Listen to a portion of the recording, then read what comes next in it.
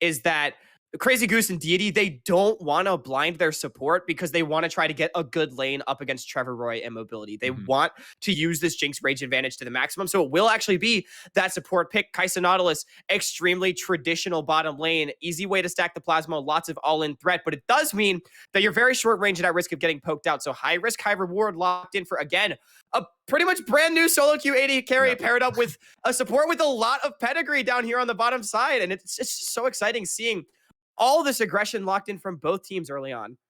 I think it's very interesting that they actually decide to lock in the Nautilus this early on, because it kind of negates the fact that you picked Kai'Sa early on. It doesn't really do anything because it shows your cards a little bit early on. It means, you know, that Kai'Sa most likely not going towards that middle lane because, as you said, it is the traditional bot lane. You go Kai'Sa Nautilus, something we haven't really seen as a mainstay in competitive play for the last couple of years, but it's slowly made its way back. Obviously, in the last couple of nights, we have seen it in the LCS, a little bit in the LEC as well. So it is being played throughout the world in high-level competitive play.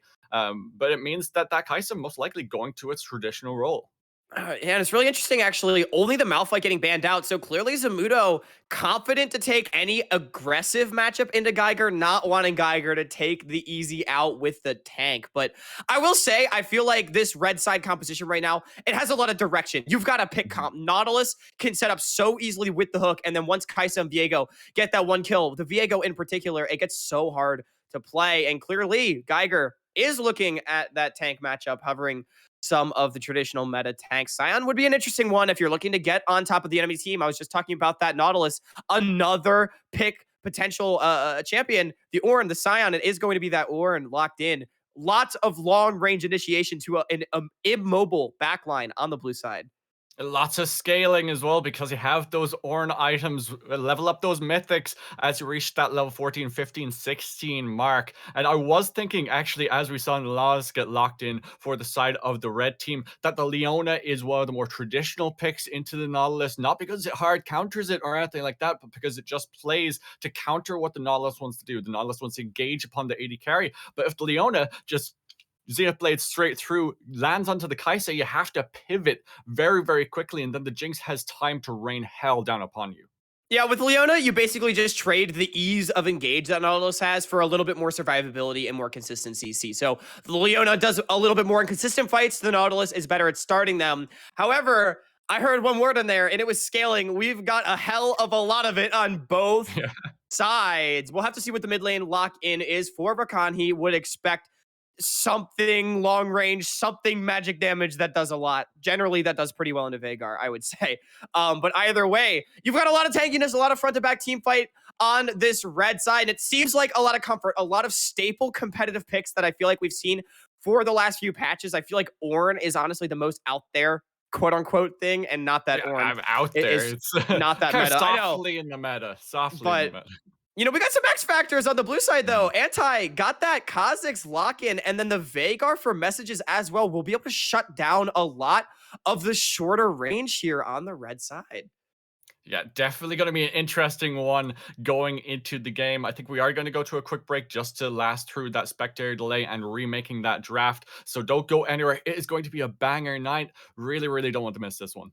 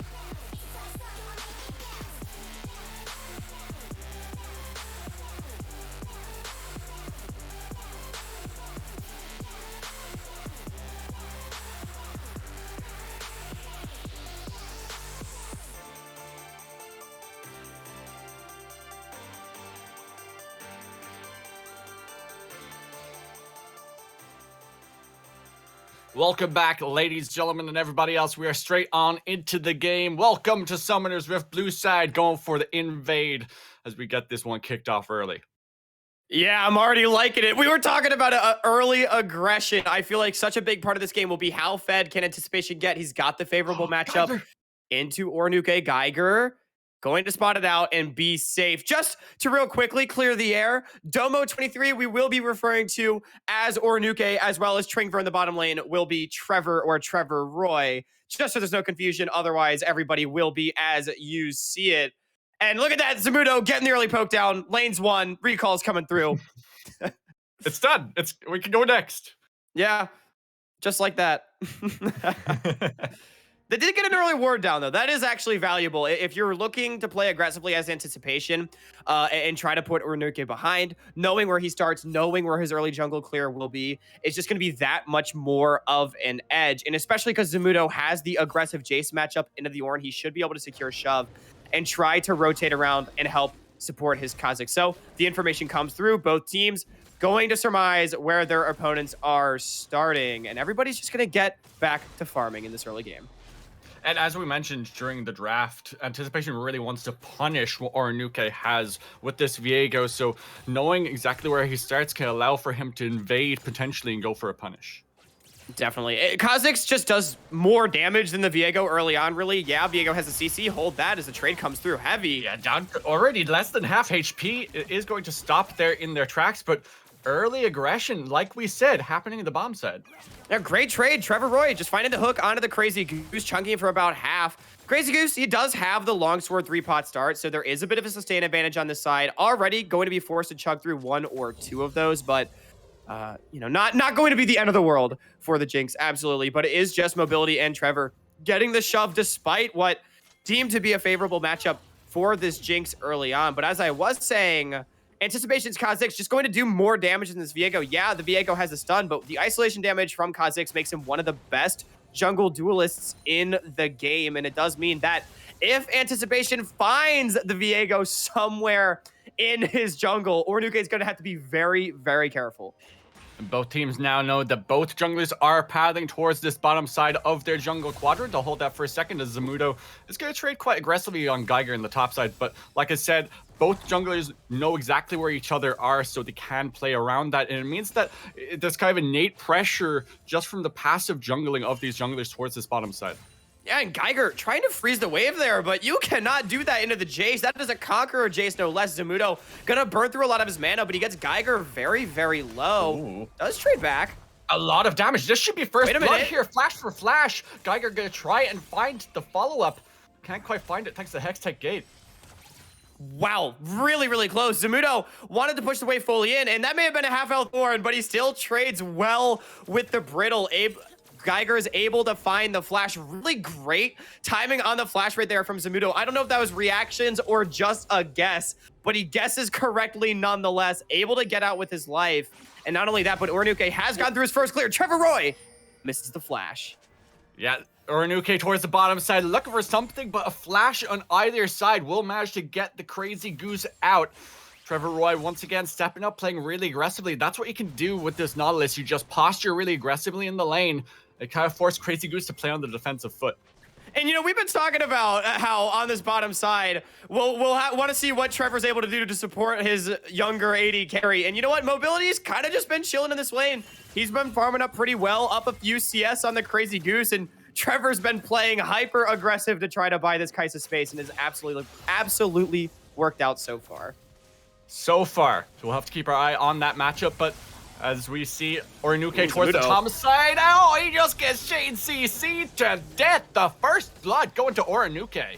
Beautifully done right there from the side of the red team. Ornuke knows that the flashes are gone. Just off of the reset, doesn't even stop to clear his camps, goes directly top lane, finds the pinch onto Zamudo and takes him down. So Geiger, despite getting dropped super low early on in the lane, he's actually able to get a bit of a lead. And most importantly, the kill goes to the Viego. Ornuke going to be feeling great about that.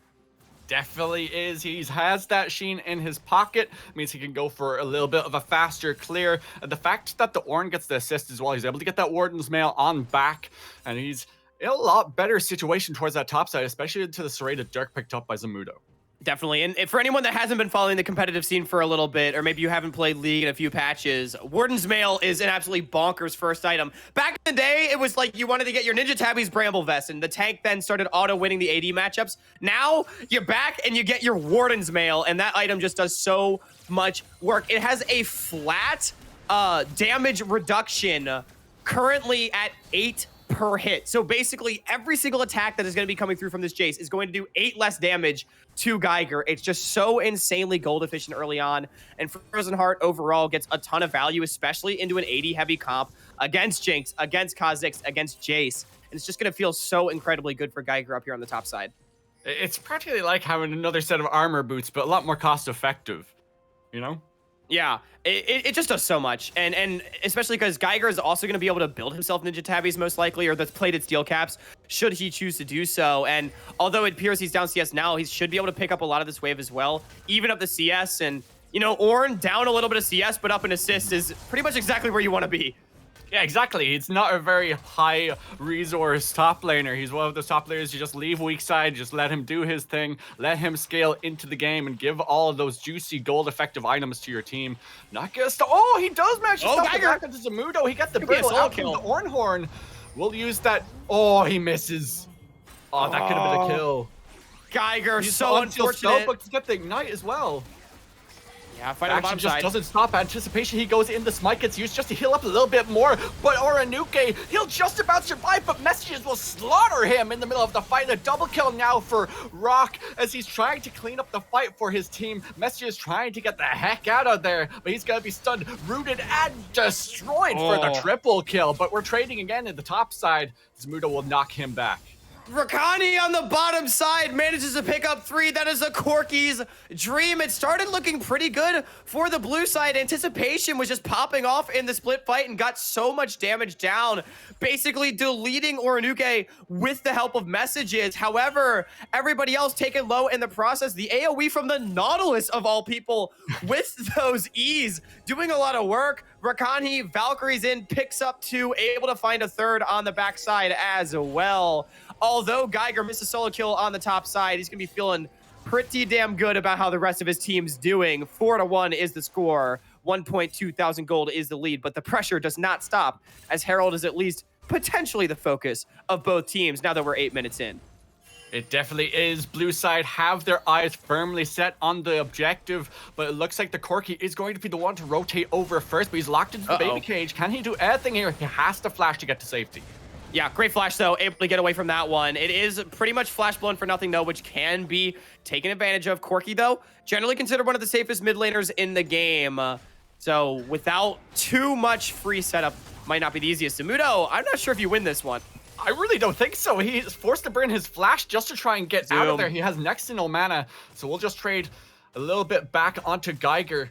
But a little bit of a misstep, and Zamudo, he might go down again. Yeah, I mean, basically burning the flash to try to keep Geiger in a bad spot. You see Anticipation's on the way, but so is Oranuke. It's going to be a 2v2. Anticipation jumps on him. This is the 1v1 that we were talking about earlier on. You have the isolation damage, but now that Geiger is there, it really doesn't matter. Anticipation will have managed to find the solo kill, the solo double. Anticipation!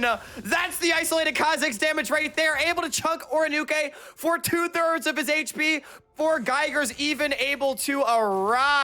And then Geiger, once he shows up to the party, can't do a thing.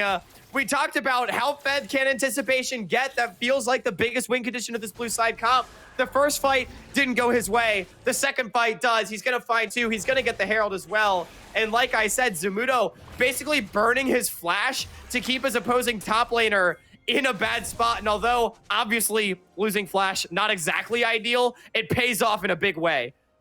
It's kind of like that, what is it? The Doctor Strange meme where he sees 14 million potential futures and only one in which they win. That's what Zamudo did just there. He's like, you know what? I burned my flash here. My jungler will get a double kill in about 5 minutes. Less than that, about 2 minutes time. Exactly what happened. It looked like it was Monka S, but it's actually Galaxy Break.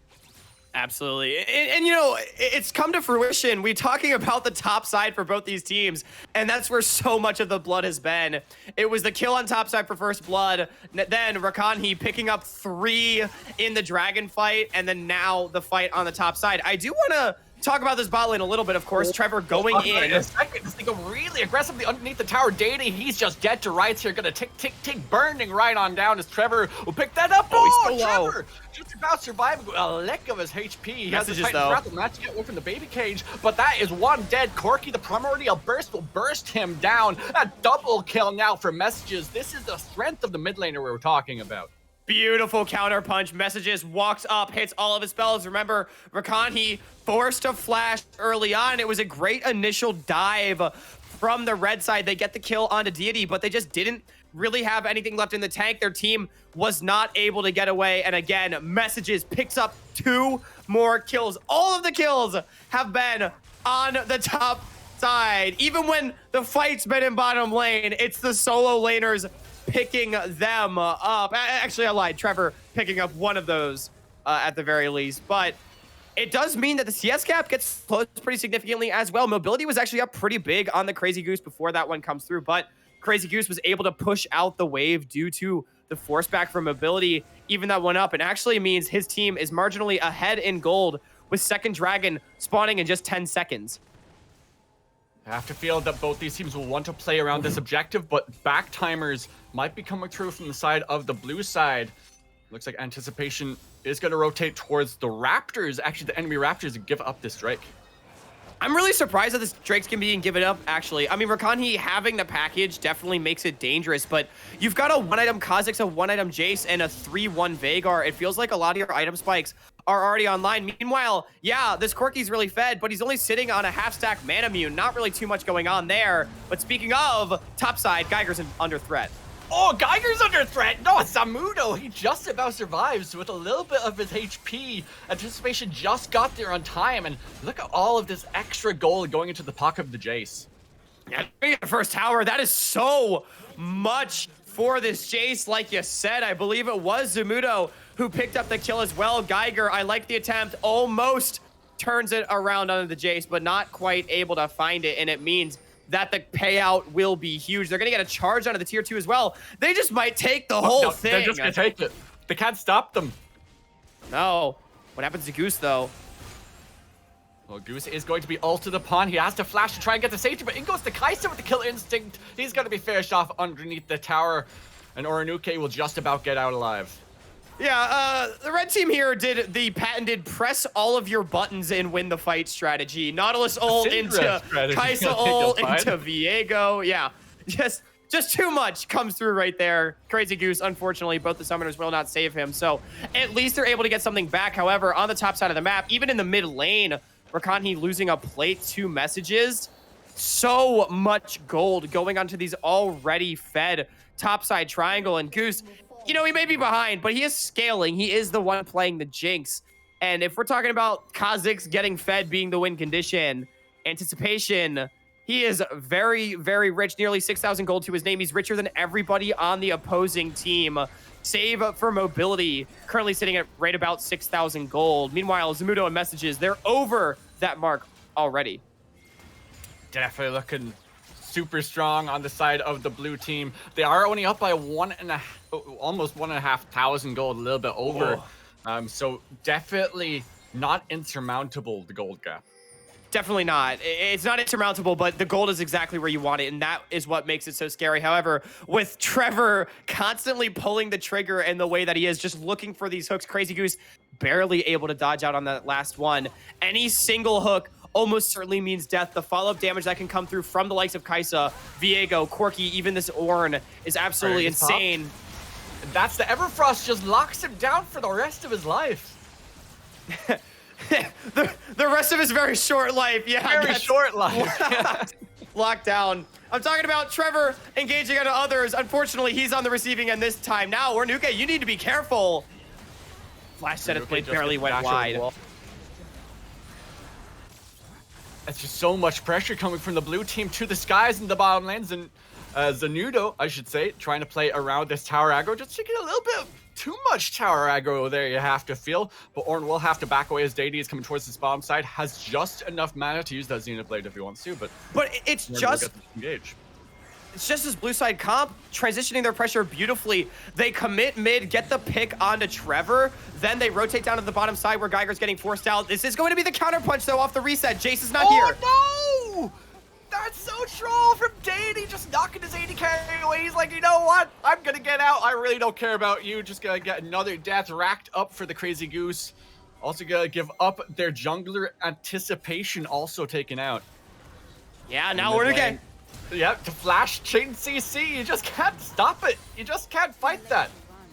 And that's two huge shutdowns right there. It was first Geiger picking up the shutdown on Anticipation, and now Mobility 303 got a Kraken Slayer, gets 700 gold off of messages. That was the most fed member on the enemy team, taken down by a beautiful flash combo. First from Ornuke, and then Trevor flying in with the dredge line. And yeah, moment of silence for Crazy Goose getting sold out by Deity, maybe right there. And it does mean that the gold's evened up. The Herald will be taken, and unsurprisingly, we have a very competitive game on our hands 16 minutes in.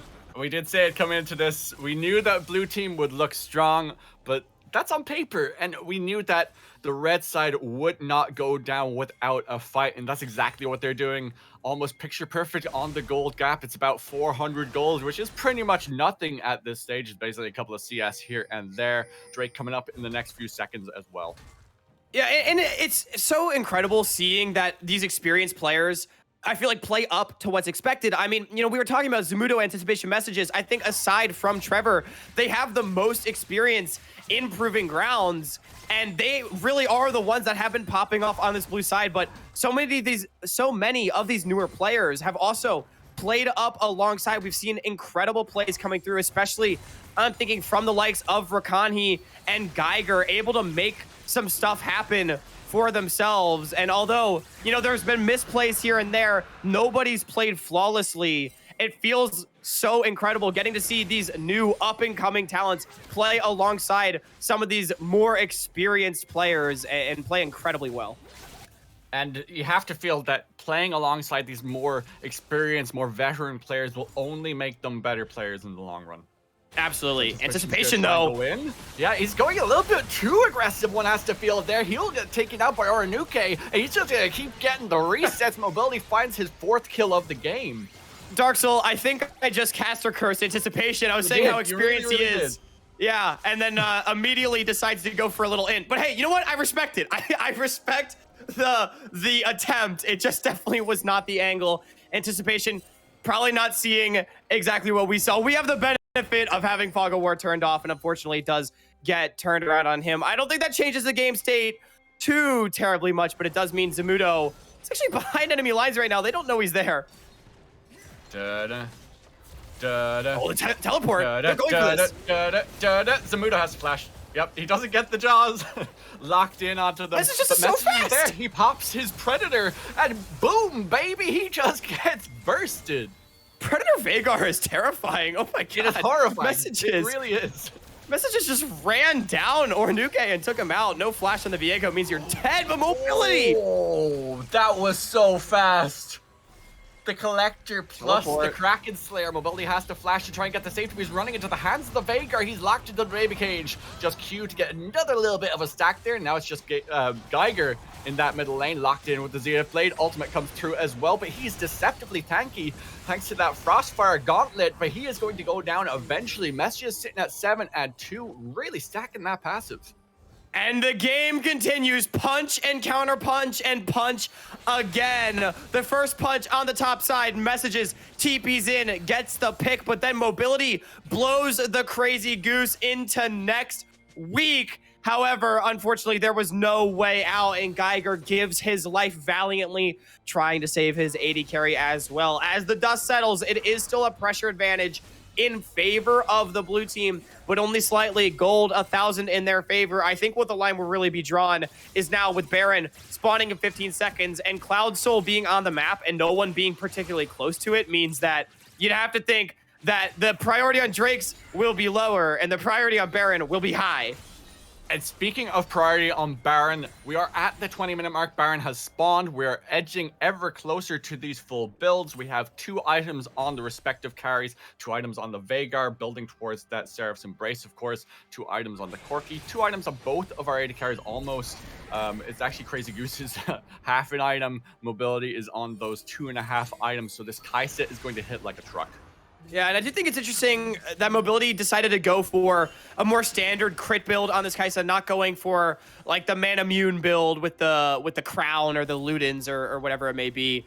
Just opting for a stronger 1-item spike, keeping yourself stronger throughout the game. It means the scaling's a little bit less potent. However, he's really strong now, as we've already seen with Crazy Goose basically getting deleted on only 1 or 2 items here for this Kai'Sa. However, I think what we're really waiting for is still the 3-item spike on Rakanhi. The Man Immune has not fully transformed into the Mirror Man. He's 57 stacks away. But with the Ludens online as well, and almost certainly going to be building towards the Ravenous, Skorky's going to start to hit very, very hard. And the clock is definitely ticking as, you know, anticipation. He was fed early, not been able to do much sense. It's the collapse in mid. Oh, you're just bullying him now. Mobility picks off the Crazy Goose, and they're going to try and get onto Rakanhi, but it's just not enough. Oh, what? He manages to pick him off before he goes down. The shutdown goes over to the Orin. That means it's trading of 2 for 1 in favor of the red team. Yeah, wow, Zamudo manages to turn one around. I thought for sure that was a doomed TP, but he managed to blow up Rakanhi. Could potentially save the Baron. The red team, they're still pinging onto it. You've got a Viego and a Kai'Sa. This will go down fast. The Ornn to tank. Look for the turn. Veigar can be so dangerous, throwing in damage and cages on these low health members. It's down to 4,000, 3,002. 1,000. Oh, he stole it. He steals it away. I cannot believe it. Can they take the team fight afterwards, though, to try and get rid of all these Baron buffs? But no, Deity and Mess just get away. But Anticipation gets away with murder. He gets the Baron, Dark Soul. What a beautiful steal. It straight up was a 50-50. Red team, they did not do their due diligence. They lost track of the Kha'Zix, and Anticipation makes them pay dearly. Yes, he may give his life. Yes, they may give the dragon, but that only ties it up at 2-2. I think they're feeling pretty good about getting the Baron. I'm not going to call worth on that for red team. I'm just not. Yes, you get the Drake. Yes, you're 1 Drake closer to getting that Cloud Soul, but you lose the Baron. It is 3 members of the blue team with that Baron buff now, and one of them is a 3-item Veigar. Message is looking terrifying. 7-2-0 with a death cap. He's got anathemas. He just said, as long as I don't get one shot by, he put it on, was it mobility? Yeah, as long as I don't get one shot by this Kai'Sa, then I will delete you back. And that is Messages, I think, sending a message right there. It really, really is. And I have to say, it looks like Messages is a Veigar V2 sub on Twitch, because Anathemas is something that Veigar V2 builds so much on Veigar, because, you know, he loves playing Veigar, and he also plays the Leprechaun Veigar skin, which, you know, is apparently pay to win. And I will say, I'm a big fan of building tank items in general on Veigar. The assumption is, if you're playing a slow game, you will farm up, will do a million damage no matter what. Hold that thought, though. We've got a fight in the mid. The Ornhorn hits onto 2, but it's not enough. Messages just goes on a rampage through this fight, and that means that Deity will eventually be cut down. Tiger, though. Tiger, he has to flash Goose. away. That's 2 kills to the side of the red team. We were saying blue team were winning. I didn't even see what happened to Crazy Goose at the end of that fight. It might have been a stray rocket from Rakanhi, goes in, catches the Jinx, makes it a 2 for 1. Ornuke traded out for the opposing support. Health bars are still low on the blue side. You've got to be careful when there's a Corki that can fire in the shots. The Kai'Sa W going to be thrown out as well. Mobility, though, takes a chunk as everybody's just going to back away. And the story of the game just continues. It's the red team engaging hard. Geiger pulling the trigger, but then the blue team, they trade back so effectively. Once this Ornn, once this Nautilus are in the thick of things, it's so hard to get away because Messages with this Veigar, the cage, it just zones far too effectively, and you cannot walk through all that damage and all that CC. And then once someone is below half HP, you just get a primordial burst to the face. You are out of there. Whether that's the Corki, whether that's the Kaisa, it really doesn't matter. As long as you get one of those carries out, ideally, it would be the Kaisa sitting on 3 items there. Finally finishing that PD and having that empowered Kraken Slayer into the Worm's Fallen Sacrifice. So definitely looking very strong, sitting at 6, 1, and 7, but you have to get that access. And I want to give a quick stack check right here as Geiger going to get claps on the bottom side. Messages with almost 300 stacks on this Veigar. He's just taunting Geiger. Oh no, it's rude. He's like, I don't need my ult to kill you. I really, really don't. Yeah, Geiger getting taken down on the side. I mean, that was a lot committed. Now Zamudo, he needs to be careful. Top laner for top laner. That's exactly what it is, just trading top for top. The kill goes over to the Kaisa, giving yet more gold over to Mobility. Now sitting on 1,600 gold, effective gold there. Means that they don't have the gold yet spent. And Crazy Goose takes so much damage. That's the flash board, but they're going to trade 80 carry for 80 carry. Goose finally on the board. Crazy Goose manages to pick up a very big shutdown. You definitely needed that. This Jinx was so underfed. A full item and a half behind her counterpart. Mobility got caught on the choppers with no cleanse. Decides just to flash in to finish the kill. I'm not even sure if that flash is worth it. Yeah, you get a kill, but that is the big carry without a flash any longer. And now you lose priority in the mid lane as well. Your tower drops. Mobility, I like the crazy plays. I'm liking what I've seen from this ADC, but misstepping in that one moment. Just a little bit of a misstep will get you punished, even against a 0 and 5 80 carry. Goose is here for a reason. Definitely gonna smack you around if you do make a misplay, but Infijaz has been finished off by Mobility, so that is 80% crit. Gotta hit so hard there. Yes, your Q doesn't rank off of crits, but your auto attacks, they're gonna smack people around. Yeah, and Mobility's up 4,500 gold on his counterpart, even after that shutdown goes over. Yeah, that's a lot of gold. Mobility, the most fed member in the game, aside from Messages actually, who has 15,000 gold to his name. This is nearly a full build Veigar. Void Staff now completed. Probably going to be making Geiger look like paper as, again, to do a quick stack check, that is 308 stacks, 930 AP for Messages at just 27.5 minutes. That is a lot of AP this early on, and he's just going to keep racking that up, getting more pages into his Death Note, and trying to carry the game for his team. One dragon left for the side of the red team to get that Cloud Soul. Yeah, anticipation. He's lurking with Zamudo on the side of the blue team. They need to try to split up the fights. But red side, they're not going to let it happen. They're going to keep moving as a unit. With this underfed Jinx, as long as you're together, you're not really actually at that much threat of the AoE, but the Baron, though, might be. It has been started off. Viego isn't there just yet. Wow, they got that so fast. Deity, though, can he get out? Might be able to get away, but the Nullis has so much CC, but he's so deceptively tanky. Out comes the ultimate from Leona. Tags onto the Corki. Ornhorn has been called, but only tags onto Deity, which means that they can't get anything for that Baron take. Wow. Everyone gets away, and in fact, Trevor is the one that drops. Messages, picking up his 10th kill of the game, 2/3 of his team's kills. I had to say, coming in, I was expecting Messages to be one of the best mid laners here in this Challenger Showcase, and man, is he showing why. 10, 2, and 0. He doesn't even need to help with the kills. He takes them all himself in a beautiful Baron call by the blue team. They pick up the buff and they get away unscathed off of just a straight up rush. They might be able to end here as well if they win the next team fight. They have the Baron buff, they have the abilities, they have all of their ultimates and summoners available to them except for the heal and the ignite, but you really don't need them when it's the Veigar that's your carry. Yeah, Ornuke, though, getting forced to ult out and taking half his HP just by getting trapped in one cage. It is basically a death sentence at this point to be caught out by Messages.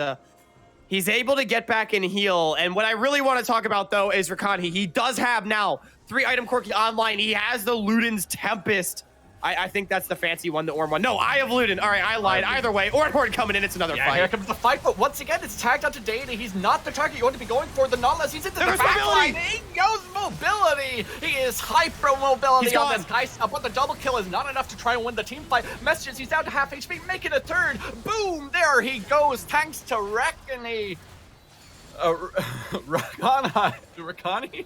I am so bad at pronouncing his name. I've tried a couple of times. I apologize humbly. But that is a team fight win to the red team when we really thought potentially if they got a team fight, they might be able to end. It was just such a beautiful engage. Yeah, you only caught the Leona with the Ornn, but that's all you need. You just need to get the fight started because the X Factor, the big carry Messages was not there. Geiger now going in. Zamudo down to half HP, and in goes Oranuke, finds the kill. Almost got it. Just a fancy feat from Anticipation, just managed to get away from that Corky rocket.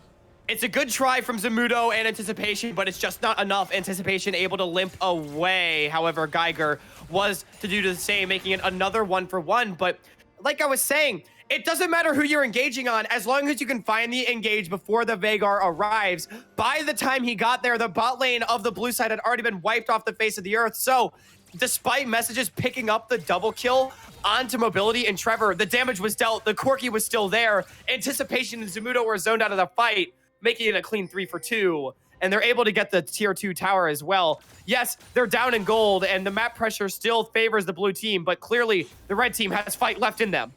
They really, really do, and it is edgingly close in the team difference. We have about a 2,000, almost 3,000 gold lead, which at this stage really doesn't mean much when you have all of the Ornn upgrades practically out there. It's just Trevor that doesn't have the upgraded locket. And at that point, it's just stats. It almost does nothing. Obviously, a tankier Nautilus is nice, but what it really matters for is these damage items, these big carries having their Ornn upgrades. The scaling is here. You've got almost a full build Kaisa at this point. You have the 3-item Corky. You've got those Ornn items. Now, it's just about finding the fights. Can you fight away from Messages? Because you'd have to think, again, if you get caged up even once, it doesn't matter if you're a tank. It doesn't matter if you're a squishy. If Messages finds you, he will kill you. But if he does not, you might just be able to delete the enemy backline before they have a chance to react. It is a fight on two fronts. Can you get the poke down? Can you get the Veigar to land the damage as well? That super mega death rocket expended to get next to no damage. Yeah, and Deity already taken to about half. Messages even chunked for 2/3.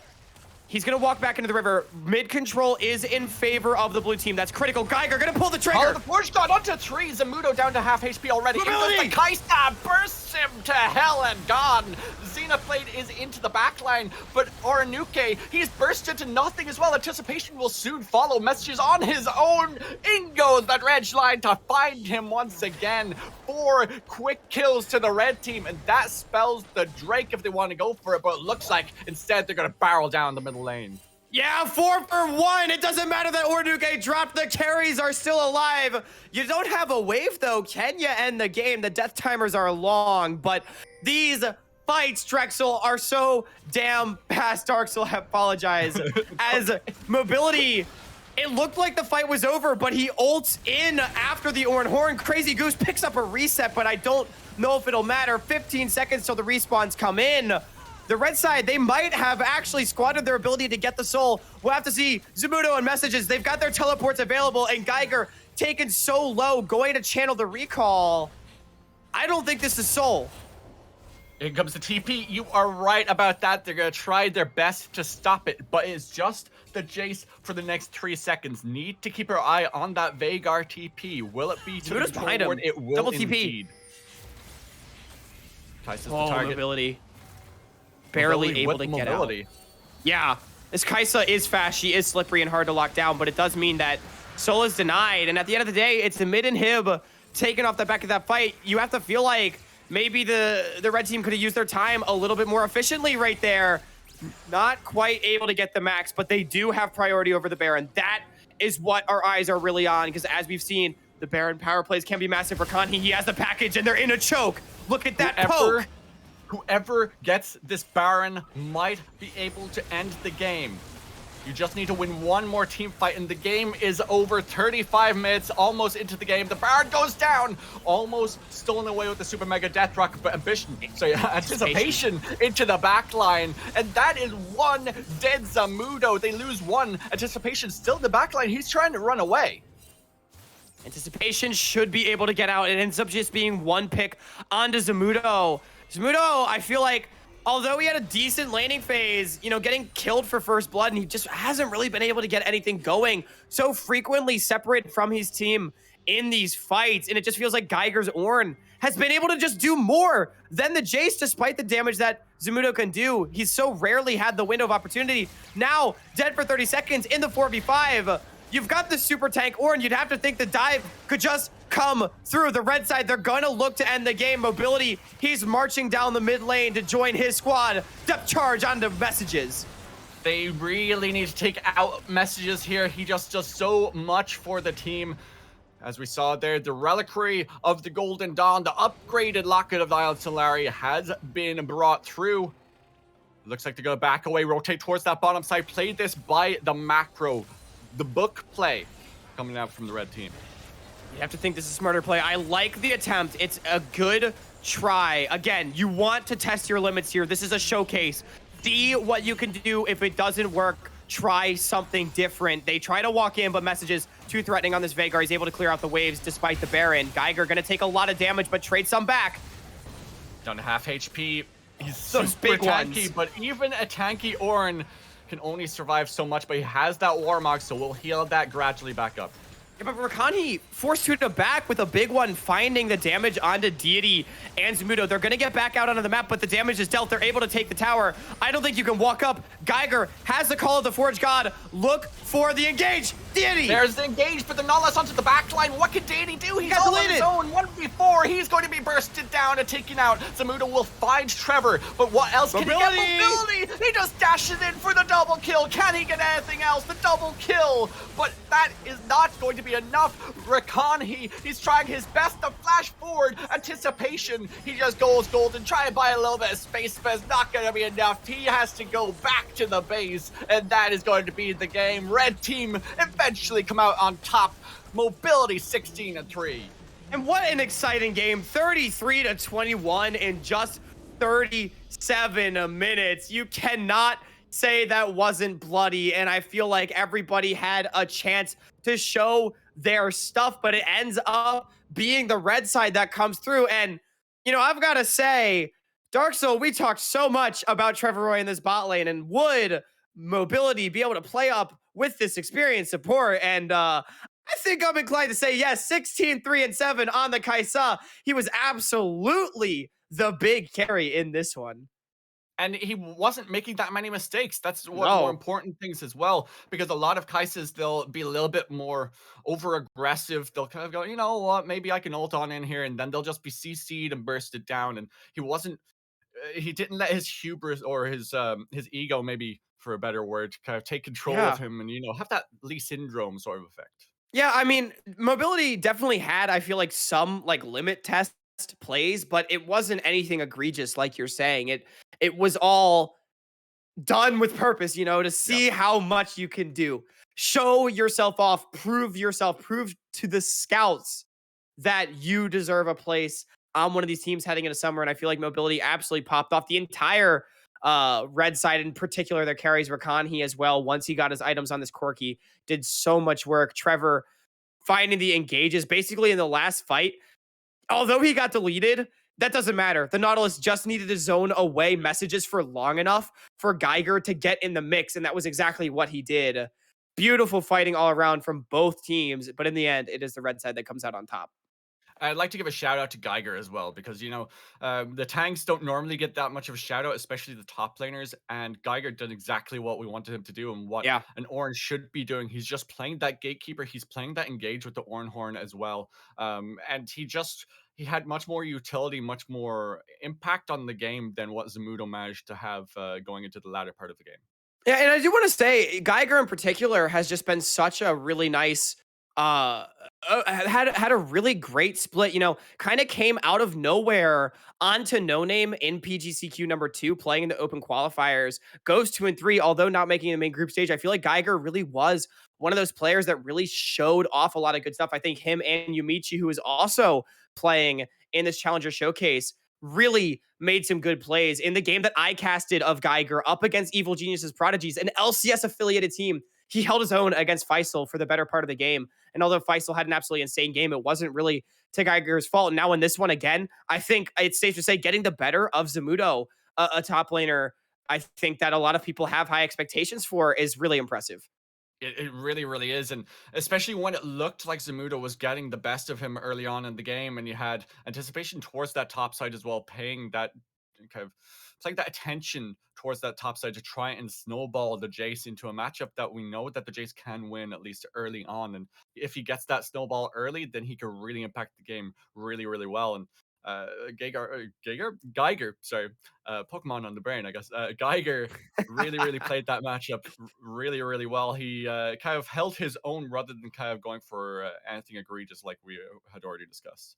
Yeah, But definitely very beautifully done. I And don't know if the we're doing entire red team. MVPs, but I'd like to kind of give an honorary MVP to someone Oh, okay. Yeah. if you like, if you're up for it. Yeah. Who'd be your honorary MVP here? Oh, my honorary MVP. I feel like I've got to give it to Mobility. He was the first Yeah, one you that I have to. noticed. It's Yeah. just Mobility. I feel like was a player that I didn't really know what to expect from, and Trevor Roy was someone that I knew would be good, and yet Mobility was the one that stood out to me in that bottom lane, and this entire bottom lane for the red team. It felt like that was really what set them apart. Absolutely smurfed it in the team fights, did so much damage, and especially it was the confidence that he was playing with. I thought was so impressive. So shout out Mobility. You're gonna get my MVP vote. Excellent. I completely agree. You're saying exactly what I wanted to say. And the fact that he was just so much further ahead than Crazy Goose as well was actually kind of Yeah. crazy. So we are going to go to a quick break before we bring you our second lobby of the day. Don't go anywhere. It's going to be another banger game. I feel it in my bones.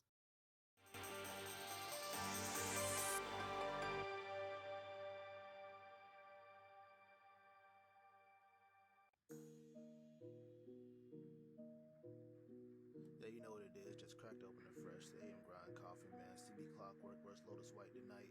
We gotta get ahead, cause if we neck and neck, the Necrox wins. You dig? Look, I love Tuesday night cause I get to watch Necrox get carried in multiple ways. Will it be 5 streaks babysitting them? Maybe it's Alucard making some plays. Or will it be Taco and Pants? I know that they suck, but it could be a phase. But what if it's none of the above and he gotta step up with no time to learn the game? What a shame. But it all comes around like clockwork. Billy bout the booty bang your whole roster. Big Coops might got big monsters. Big Dubs got subs, roll swappers. Dory K hit a flay, no flash, green gray. Just another smart pants misplay. Make them think we got shotguns and smokes. How we about to put Lotus in their graves? Clockwork finna win 3-0. AM grind got us playing like a cheat code. All on speakers, big facts, no memes, bro. Lotus White can't see us like a Timo. Clockwork finna win 3-0. AM grind got us playing like a cheat code. All on speakers, big facts, no memes, bro. Lotus White can't see us like a Timo. We banning out Zion Silver. Watch that bot lane and fail to deliver. Competition is full of some sinners. Treat them flowers like bots for beginners. Come and talk about shit, it's just pitiful. He keep his deaths under 10, it's a miracle. We brought a goat off the bench with a question. Why are you running your fears and stirring? You see what we did to redacted? Make a proof disappear like it's magic. This series should guard on the classic. Triple swapping the bot, this the gas. Group show, take flashes. Pathin, fantastic.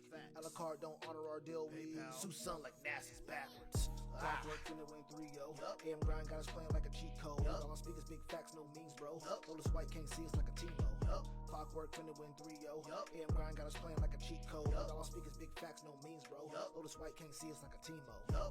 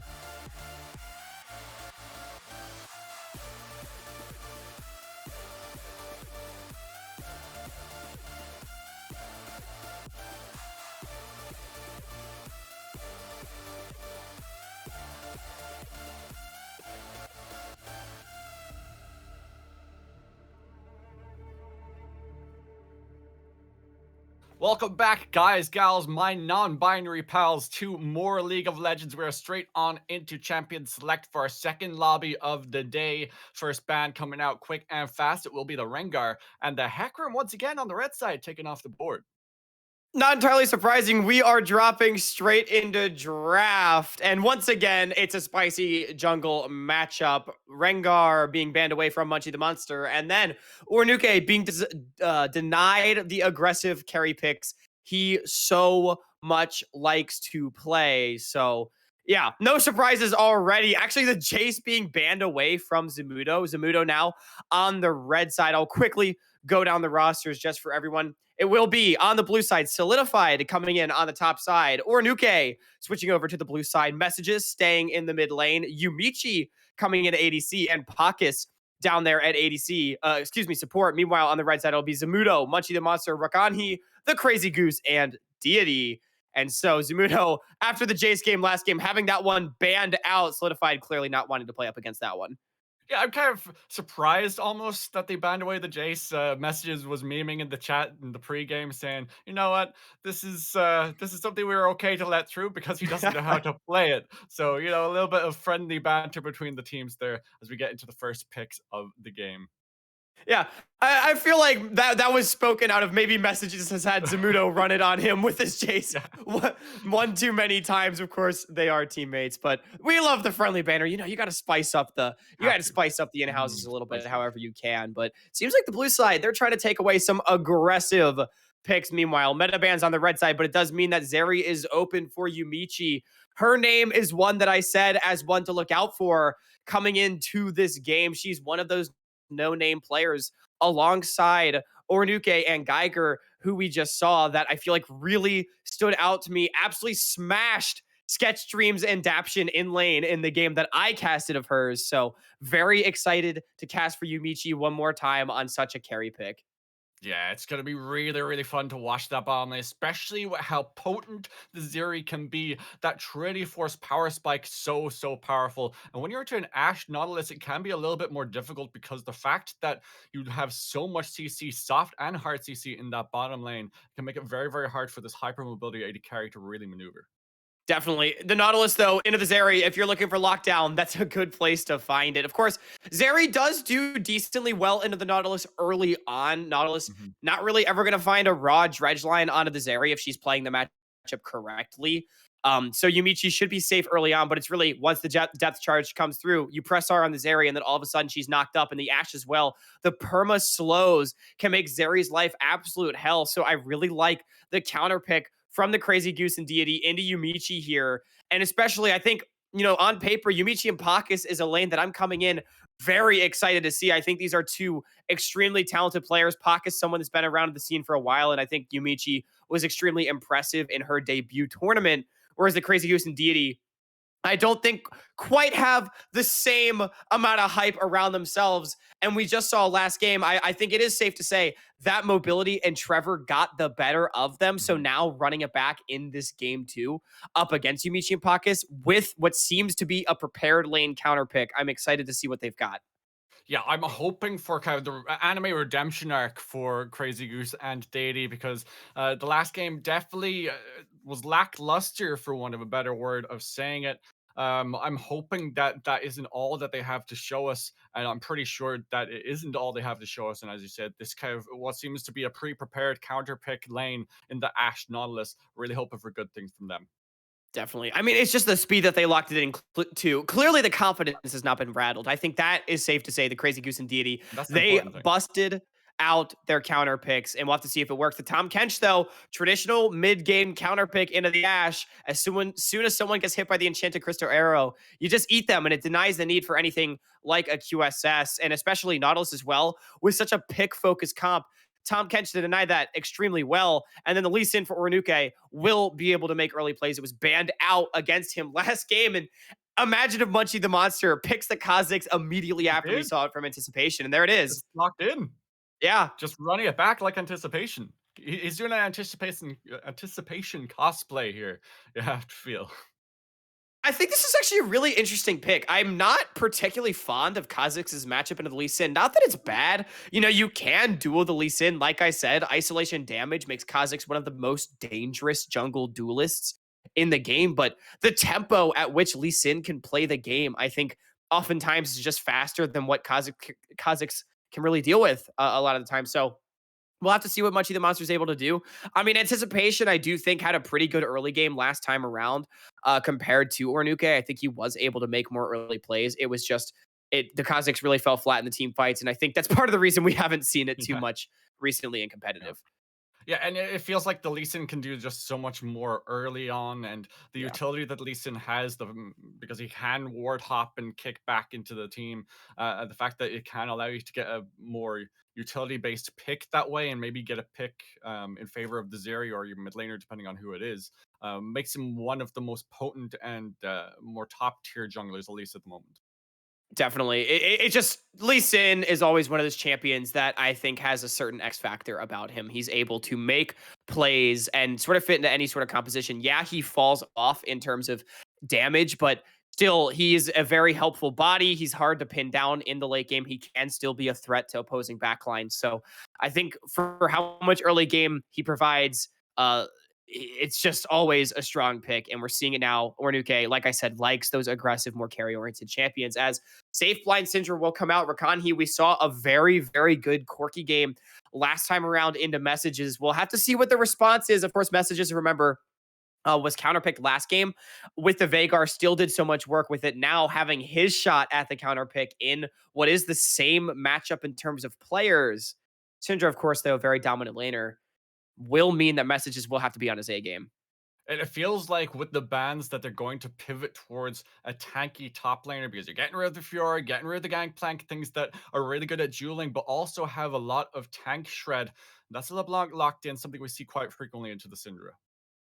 Definitely. LeBlanc would make a lot of sense as well. With the Lee Sin, it's such a potent mid jungle 2v2. And if Mhm. you're able to unlock this LeBlanc up against the Syndra, then the threat on bottom side is substantial. Ashe, she may have a good laning phase in the sense of she can poke out the enemy ADC and make Zeri Yeah. not have too much fun later on into the game, but she's extremely diveable. And the Nautilus as well, not the best at thwarting those plays. So all of a sudden, messages with this LeBlanc lock-in is looking extremely scary to potentially make early to mid game plays. But what it really will come down to is what Solidified wants up against Zamudo here. And it is going to be a blind top laner as well. It's going to be the gauntlet thrown down, locking in the Interesting. Camille. I mean, if you're looking for lockdown, Camille's the way to do it. Again, it's another champion that can get on top of the backline and wreak havoc. It's so frustrating, especially for a champion like Kha'Zix. You get into the backline, you get ulted by Camille, and then all of a sudden you're just dead because you can't do anything. Or if you're this Ashe, you're gonna die because you can't get away. So lots of options. Camille is another one of those champions that she's got decent lane matchups. She's hard to counter in the side lane, and she team fights well. She does everything extremely effectively. And most top laners have shown they know how to play her over the years. Of course, you know, if you're trying to show that your skills as a player, I do think comfort is something that holds a lot of value. And Mhm. although I'm sure a lot of scouts are saying, hey, we probably know that Solidified can play Camille. Every top laner can play Camille. Having a good performance on it is still definitely a showing you would want to have. Zamudo maybe just going to look for a more defensive counter option. He didn't mention it in the pregame lobby. He said, leave the Malphite open. That's exactly what he goes for. You know what? It's fair enough. It's kind of does what you need. We saw a carry game from Zamudo last game. He got ahead early, wasn't really able to transition it. But I think when you look at this composition, you've got plenty of damage, especially from your mid jungle 2v2 in the Kha'Zix and the Syndra. Ashe as well scales up to be very good hyper carry. And it's not a particularly tanky comp for the blue side. So if the Malphite is able to find that knockup, you've got the additional lockdown CC of the Nautilus and the Ashe, the Syndra even to layer on some of that follow up. So feels like the red side, they've got options, but when I'm looking at that blue side comp, it is all out skirmishing and some strong lanes. Yeah, very, very strong lanes. But have to be said that this Malphite is going to be zoning in on this Zeri 24/7. Once he's unlocked, he's going to be just diving onto her, using all of that Yeah. tankiness, all of that mobility, and engage onto the Zeri, completely lock her down, make sure she can't do anything. And unless the Tahm Kench eats her up, then he's going to be a sitting duck. And with this Ash and Nautilus also in the combo, it's going to be very, very hard for Zero to actually play out this game. Definitely. I almost feel bad. I was talking up Yumichi so much in the Yeah, pregame. I she's really really think she broken. is an up and coming player that we should have our eyes on. But man, the red side locked in a composition to make her not have fun this game. I've got to say, the Feels like every time Ash I and play AD Nautilus. carry. It feels like Yeah, every time I play AD carry. they're gonna try to give Yumichi the ADC in 2022 experience here. I mean, and fair enough, Yumichi's gonna try to give them the 200 years experience. So we'll have to see which one ends up being stronger. I do agree. I think Pakis has a lot of ability to try to negate some of that, but also you've got so much playmaking on this blue side that one, it means that it's a target-rich environment for the red team, and two, it means it's a target-rich environment for Pockets. You can only Yeah. save one person, and as long as the other ones are able to make the plays, get the job done, that's really what you need. So we'll have to see what happens there. So, Hawk, before we go into this game, I would like to ask you about jungle priority and jungle pathing here. What do we expect of Munchie the Monster, and what do we expect of Oranuke? Right, and it's gonna go back for me what I talked about when the Kha'Zix was locked in. Lee Sin just wants to play the game at a faster pace than Kha'Zix. Mhm. If they're farming up alongside each other, Munchie the Monster might be feeling pretty good about it. Kha'Zix can contest the neutral objectives extremely well. You've got gank potential in bot lane and mid lane with the setup that you do have from the likes of Syndra, Ashe, and Nautilus. So it's not like you can't make plays, but this Lee Sin has a LeBlanc behind him, has a Camille behind him. The playmaking potential on blue side is just through the roof in this early game, and Oranuke is a player that likes to see early action. So I'm expecting Oranuke to want to increase the pace of this game, not let Munchie the Monster sort of sit back and play for more of those setup calculated plays. And so yeah, if Oranuke is able to make that happen, I think that will be very disruptive to the red side game plan. Yeah, definitely seems to be the way that they really want to be playing out the game. But the thing is, will they be able to play to their strengths? Will they be able to play Right. to that game plan? And that's such a great question. I think it's really going to come down to this mid matchup. I've talked a lot about messages. Last game, I feel like the performance, even in a loss on the Veigar, was sublime. Very good. And in the lane up against Rakan, he was a pretty passive lane. This time, it is not. It is an aggressive lane. You've got the LeBlanc, you've got the Syndra, lots more early to mid game here. So I want to see if Messages is able to get priority for his jungler. Because if this LeBlanc is able to get going in the one-on-one, then Ornuke's job becomes so easy. But if Messages is getting pushed in by the Syndra, your job becomes difficult because you're going to have to keep committing resources mid lane to try to dislodge this Syndra. But if you're ganking into a Kha'Zix, then that's so risky because, like I said, the turn potential in this mid jungle 2v2 is very substantial. So it will likely be back and forth. And I'm looking at Messages. I'm looking at Ornuke to start the snowball, to play a disruptive game and not let the red side sit back. Well, you've heard our thoughts. Keep your eye on that mid lane on the side of the blue side, and then on the red side, potentially towards that mid lane, and perhaps towards that bottom side as well, just because of the amount of engage that you have to help out Munchie the Monster. We're going to go to a quick break as we wait out the spectator delay. Really, really stick around for this one. It's going to be such a good game.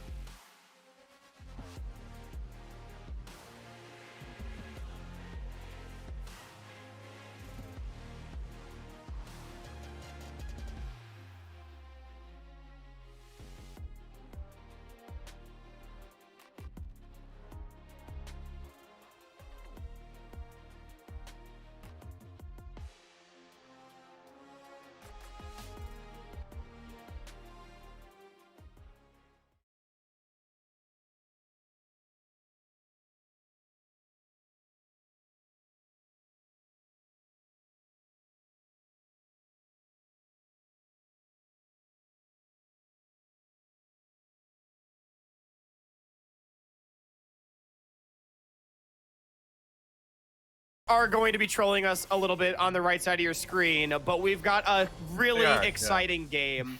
A lot of players we've already seen today, a lot of players that are coming in for their first game of the day on the main stream, but that does not change the fact that the amount of playmaking on both sides is through the roof, and already I'm noticing a couple of spicy summoner spell choices here. Yeah, talk us through this. Ignite on the top laner and the jungler on the red side. Yeah, I'm going to start with the jungler because this one makes sense to me. Munchie the Monster is basically saying, I'm going to try to play for the 1v1. I've got more damage than you, and I want to fight you. And if he's able to get a kill, it means that this Kha'Zix all of a sudden is accelerating into scaling, becomes a massive mid-game threat. The Ignite Malphite is a different story. I've not really seen this one. Man. Yeah. This is an interesting Malphite build from Zamudo. I'm assuming the thought process behind this is a way of contesting the extended trades against Camille. Usually, Malphite against Camille has a difficult time because of the true damage that Camille puts down. And then also the, Malphite wants to just sit back and throw Qs. A lot of his damage is front-loaded. But with Press the Attack and Ignite, maybe this is basically Zamudo hoping that in the extended trade, you can deter the Camille a little bit more and maybe even find solo kills. I've never seen this. I'm interested to see if it'll work, however. A little bit of early aggression on Yumichi in the bottom lane. Just gonna get a little bit of chip damage, but they'll trade it nicely back onto both Crazy Goose and Deity. Yeah, that's the Power Guardian right there. The Dredge line goes out with the Glacial Augment, but immediately Paka's standing in the way, throws down some damage. Guardian prevents it, but Deity's in! Immediately, the level 2 engage, the heal used on both sides just to try and sustain, keep alive Deity, down to less than a quarter of his HP. Level 2 has been reached. Paka up, and Pakus finds first blood. Oh, and Crazy Goose still on the wrong side of this lane. And just when we were hoping, praying that Crazy Goose and Deity would have a better game, he has to flash away. Yumichi! Oh! That has to be single digits! There it is with the Winions, making it an even trade. Well, we were talking about playmaking, Dark Soul, and already it shows. Munchie gonna try to pick one up, but Pakus, he's a big tanky frog. Ornuke on the top side now. It's not done. Yep, goes in, Sonic Wave, Resonating Strike, but solidified. He is the one taking the tower aggro. Has to flash to get away from the tower there. Messages on the wrong side of the lane, but will not be hit with the scare. The weak through the uprights there. Yeah, Messages, beautiful positioning, action in all three lanes, but in the end, it favors the blue team. And you know what, Dark Soul, I like the attempt from Deity and the Crazy Goose. They use the level 2 advantage, flash in, Yumichi almost gets taken down, but the Nautilus just can't get away from the Catfish. Pakus was licking him on the way out, and he's able to find the 2 kills. Although Yumichi drops to the caster minions, a 2-for-1. Definitely going to favor the Zeri. I feel like if the Ashe gets behind, this lane counter pick starts to fall flat a little bit. You need to be able to threaten the all-in at level 6 with the double pick ultimates. So if you're behind, all of a sudden, that threat is heavily diminished, meaning that the blue side will have a good time. And then on the other side, Zamudo, Flashless Malphite means easy dive target at level 3.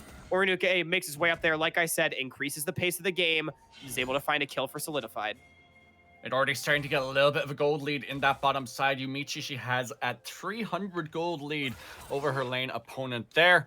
So definitely looking a little bit better than maybe Crazy Goose and Deity had hoped, but Munchie is towards the bottom side. Yumichi, that's a Hex Splash forward. Gonna get the Dredge line as well as that passive, just a locker in place. Crazy Goose finds a kill. Excellent punish. Ornuke is on the top side, playing around his top laner. So Munchie the Monster comes down, trades back on the bottom side. Flashless Yumichi, it doesn't matter that she got the kills. She's still vulnerable to that gank. Gets taken down. But on the top side, what happens to Zamudo? Rinse and repeat, baby. That's just it. One more hit will manage to finish him off. Sonic Wave, Resonating Strike, and Solidified will find his first kill. Yumichi needs to be careful coming back to lane here. She could get taken down. They'll do it. Even Rakanhi's coming down. 4-man. Yumichi, no flash. Yumichi! You gotta dash away. Not gonna lock him down just yet. Lock her down just yet, excuse me. In comes the Syndra as well. Doesn't manage to find the stun, but in goes the Nautilus with the Dredge line. Yumichi taking down Rakanhi, finds his first kill of the game. I mean, at this point, the line has just been drawn across the map. Yumichi, she thinks she's safe to go back up under the turret, but psych, the red team hadn't backed. Munchie the Monster and Deity were lying in wait. The 4-man unit comes down and makes a play. So at the end of it all, it's essentially a 2-for-1, 2 kills on the bottom side, both on Yumichi in favor of a kill for Solidified. basically meaning that in the 1-3-1, this Camille is going to be very difficult to take down. However, in the bottom side, Yumichi has been set far behind. Like I said, I was high on this AD carry coming in from her performance on No Name, but the red team, they picked a composition that didn't want to let her play the game, and that's already started just 5-6 minutes even into the game. And so it all comes back to what we said in draft. It is a don't let Yumichi play this game kind of composition. That's exactly what they're doing. She is still up on CS, which is pretty good for having been killed 3 times in 6 minutes. But it means that you are behind by a couple of 100 gold, even at the early stage. Yeah, fight in the mid. Yep, Messages does get ignited. We'll have to dash in and dash back out. Much of the monster gonna heal back up thanks to those Vorpal spikes. Will, in the end, really come to nothing. Yeah, just a solid pick. Surprisingly, the only real play we've seen towards mid so far this game is just both supports off of second resets going down towards the mid lane, trying to secure some vision. Deity gets caught out. The damage is too high from this Lee Sin LeBlanc and gets killed. And I think the important thing to mention, like you said, is with Yumichi being ahead on CS still is Crazy Goose is not actually really ahead. It's the fact that Yumichi's really far behind. That is the important thing that you're really looking for. If you're able to keep the Zeri down, the scaling all of a sudden doesn't come through for that much longer. So definitely still meaning wins on the bottom side. But with that Camille getting ahead on the top side, it does become scary. Zumudo, again, actually up on CS, but with the kill that the Camille has, you know she's going to scale to be a side lane menace. And Orinoke is also ahead on his role opponent as well, Yeah. up by about 600 gold in that role, has peaked to that level 6 power point as well, to the level 6 just reached by Munchie the Monster there, so might be able to do something a little bit more in this early stage, having those 2 kills. It's so interesting. The blue team is actually marginally ahead in gold, but I feel like they're just a little bit behind on tempo due to the bottom side control that the red side has. Blue team does have Dragon. Great kick, bad Q. Kick from back into Messages, and boom, there he is. He's just out of there. The Catfish gonna lock him in, gonna try and get the stun there now, but the flash over the wall will manage to get him to safety. Beautiful defense by the blue team. I was just talking about that tempo that it feels like the red side has despite blue's lead. However, this time around, Ornuke decides to counter the play. He brings his gold lead down to the bottom side to even out the play, catches Munchie the Monster on his path down towards the bot side. Although the Sonic Wave was a little bit suspect, the LeBlanc had the damage to finish that one off. Messages picking up his first kill of the game. I talked about if this mid jungle's able to get going, this game gets scary because you can attack all sides of the map, whether it is the solo lane or the duo lane. And with 3 kills combined, Ornuke and Messages are feeling pretty damn good. They really, really are. And coming into today, we were saying Messages is the one that we are going to be keeping our eyes on in the first 2 games. Messages was the one sitting on over 1100 AP on the Veigar in the last game. It did result in a loss, but definitely looked really, really good, really, really clean. Oh, Deity. We're expecting great things from him in this game as well, as the Hextech Ultimatum locks Deity in, and you're just not going anywhere. Oh, that no, means Goose. Yumichi and Pacus just gonna lock Crazy Goose underneath the tower, and he could just tank it for days. What? No! They just get a turn back Yumichi! around. Oh, it's the double! Oh my, Yumichi!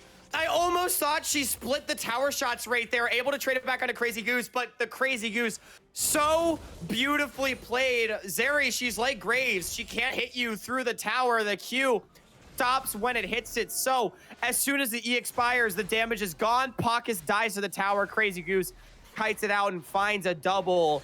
Really nicely done. But on the top side, Deity, he evens up the play. It's the second time in a row that we've seen Deity off of a reset go for a support roam and just die.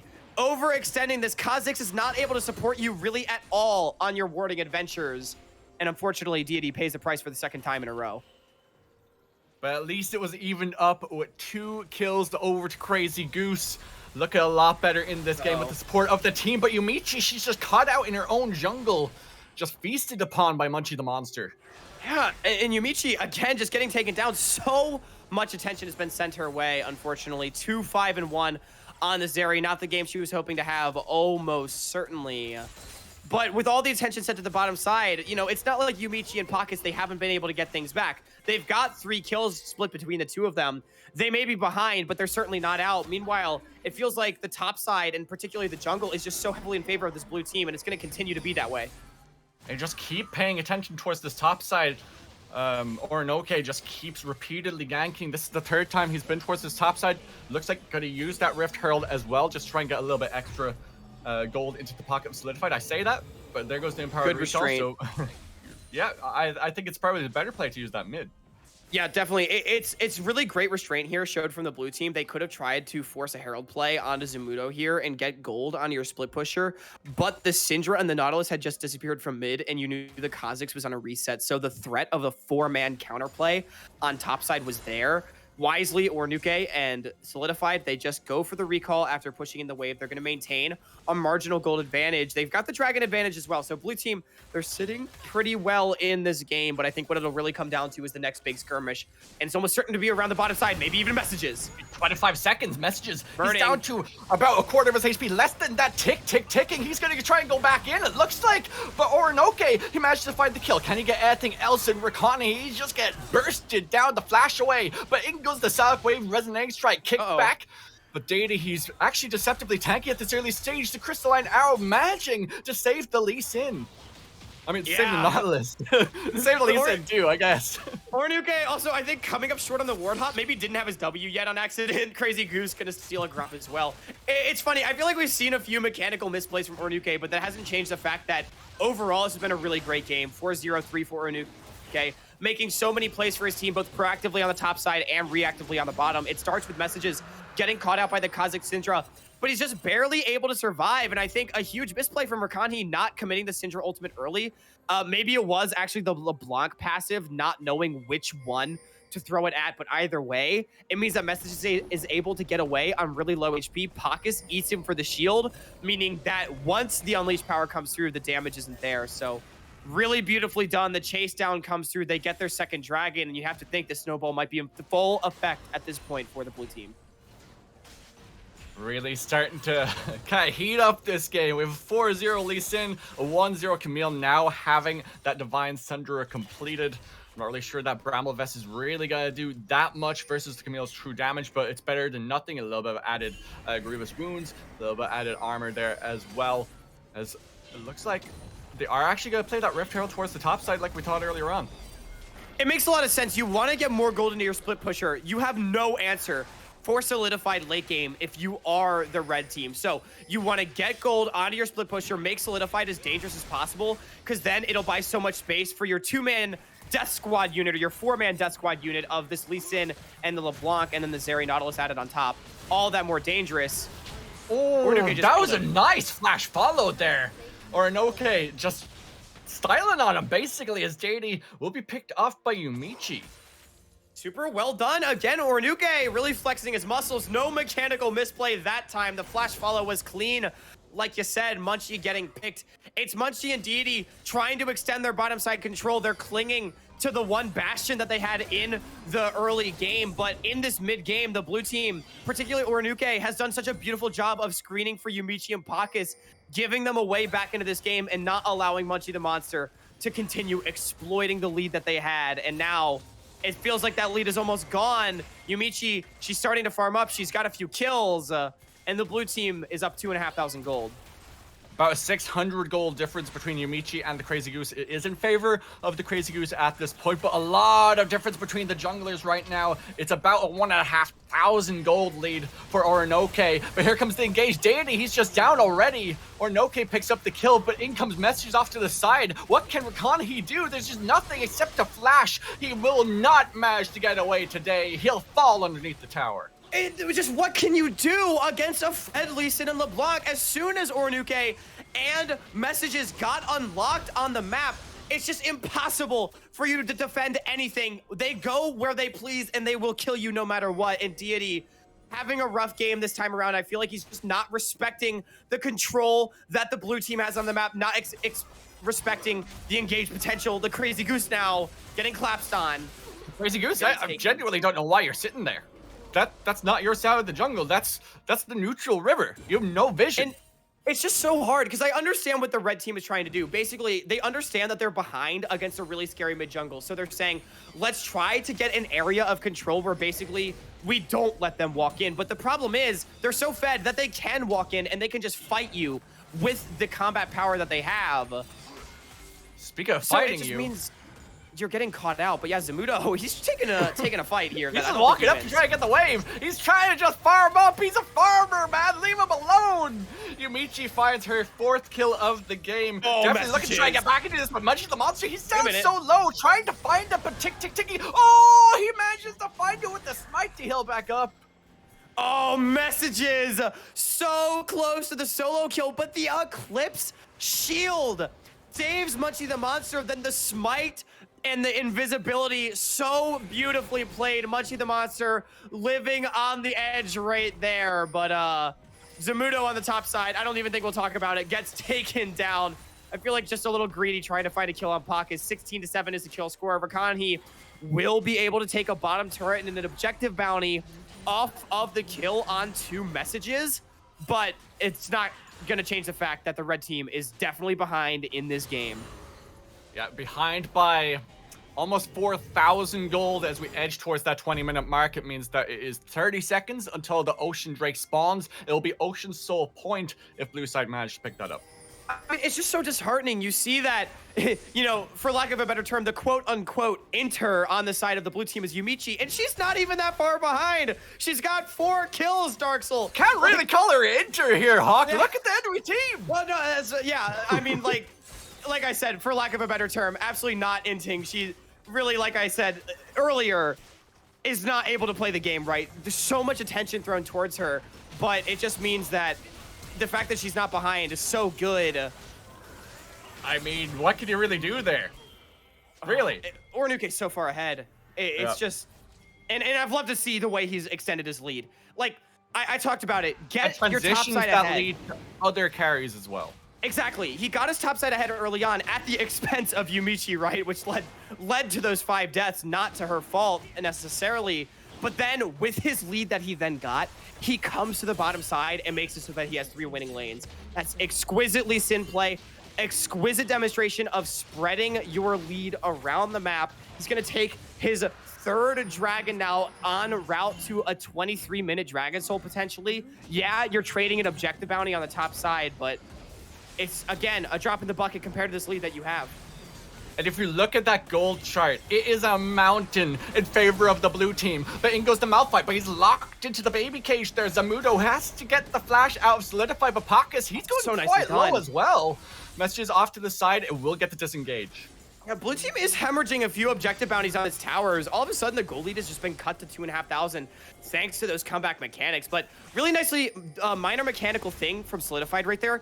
After disengaging from the fight, he walks back in to get into isolation range of Pakis, meaning that Munchie the monster couldn't delete the Tahm Kench. So really small thing right there, but I do believe he saved his support's life, and it meant that the reinforcements were able to arrive and thwart the play. And it looks like it was so good from the side of the red team. The fact that you get Pakis, of all people, so low. He has that turbo chem tank to get all of those tanky stats, the health, the armor, the magic resist. And as you said, Solidified that nice little mechanical play there just to keep him alive. Yeah, and it's those little things that I feel like really set good teammates and good players apart from just the okay ones. You know, I really like to see that out of Solidified, save your support's life, prevent the 300 gold. Or no, the 450 due to the shutdown 3-1-9 Tahm Kench apparently. And I love that Pakis went chem tank. He's just gonna be running at the carries of the red team and doing quite a bit of damage at that. Tahm Kench, even in the support position, those base damages are so high. And I think at this point, it's interesting to point out that where both teams have put their priority in the early game are actually not ahead. So the Camille, not ahead of the Malphite in terms of gold, and then the Zeri, not behind. Yeah, definitely the story, I think, is the Lee Sin getting ahead on the top side is really where it's been, because everywhere Ornuke is gone, it has just been carnage in favor of the blue team. It is worth noting, DD just hit level 7, and it is 20 minutes into this game. Definitely not been having a great time. 0-6-2, unfortunately. Doesn't change the fact that DD will always, at any point in this game, be able to find engage angles that could turn the game in his favor. But so far, hasn't really happened, getting caught out a few times. And as the game slows down a little bit, it's actually maybe a little bit more even than you might expect. The blue team, they're ahead about 3,000, but towers are even. I think where the lead really lies is in those dragons. Like I said, 23-minute soul could be on the cards, and you'd have to think if that Ocean Soul goes over, it'll be very difficult for the likes of, you know, a little bit more sustained damage. The Ashe the Kha'Zix to get through these big health bars. And I like this item pivot coming out from Yumichi. We'll talk about that in a second. As there's the engage Arnoke. He's aggressed upon. It comes on these power, but saved by Pakis. Really nicely done. Pakis, I love every single time Ornuke goes in, he's right there with the dive, the Tom Kench W, to follow up, eats him, throws him over the wall, and walks out. And it just means that Ornuke can continue to flex his muscles on the map. Like I said, there's a lot of lockdown on the red team side. So it means that, you know, you only save one person of your pockets, but if it's so frequently Ornuke going in on these solo missions just to basically force the red team to back up and burn cooldowns, then you always know who you can eat of your pockets. And as you were saying earlier, I also like this item pivot from Yumichi. It means she'll do a lot of damage to this Malphite, as well as not so easily get blown up, but messages... Yeah, he's gonna be caught out, but it's actually just a clone. Yeah, you got bamboozled there, forced the flash out messages, but he's just gonna distort to safety. Oh, the crazy goose thought he had the flash, not quite able to find it, and messages finds the solo kill onto his teammate Zamudo up there on the top side. I was talking over it because I didn't think there was any way that the LeBlanc would really find that solo kill onto such a tanky Malphite, but messages is pretty fast. Barely any more, huh? Yeah. He's that's a pretty strong LeBlanc. And he's building towards that that Void Staff as well. He has the Blight and Jewel. So Lots even of if pen. you build any MR at all, it's okay. Yeah, you have MR, but now you don't. Yeah, lots of pen being built up here by the side of the blue team. Yumichi has the Black Cleaver, messages going towards that Void Staff. It seems like the game plan is basically hit what's in front of you and let's do as much damage as we can to tanks, which I think makes a lot of sense. You have a team that is good at hitting what's in front of you. You don't really need to dive the Syndra. She's not going to be as crazy of a late game carry as something like the Seri. And goes Beautiful kick back is a beautiful kick. As you said, the Crazy Goose kicked back into the middle of the team, but the Tom Kench gobbles up Orinoke. It's just enough to keep it alive, and Solidified will find the first kill of the fight. That's the second one going over, but they'll trade messages for the double kill that they found. Yumichi gonna try and find the pick onto Rakanhi, but doesn't quite manage to close the gap. It's an insane kick from Orinoke, but maybe not as one-sided as you think. He's back in. He's back in, but he's all alone. But in comes Pakis after the side. Can't quite get there on time. In comes the TP now to try and get the follow-up. It is the Camille, but the Sky of the Week will tag onto him. Solidified will go on in. And Yumichi will find her 7th kill of the game. And it's, again, Ornuke going so deep, but Pakis there to support the Gore Drinker heal, keeping the jungler alive as well. They're gonna claim that 23-minute soul. And Ornuke showing why I think he's one of the most hyped jungle talents this year. What a beautiful kick flash. Even though it was only a 2-for-1, the health bars were just so low and all the resources had been burned. It's such an ultimate reliant team on the red side.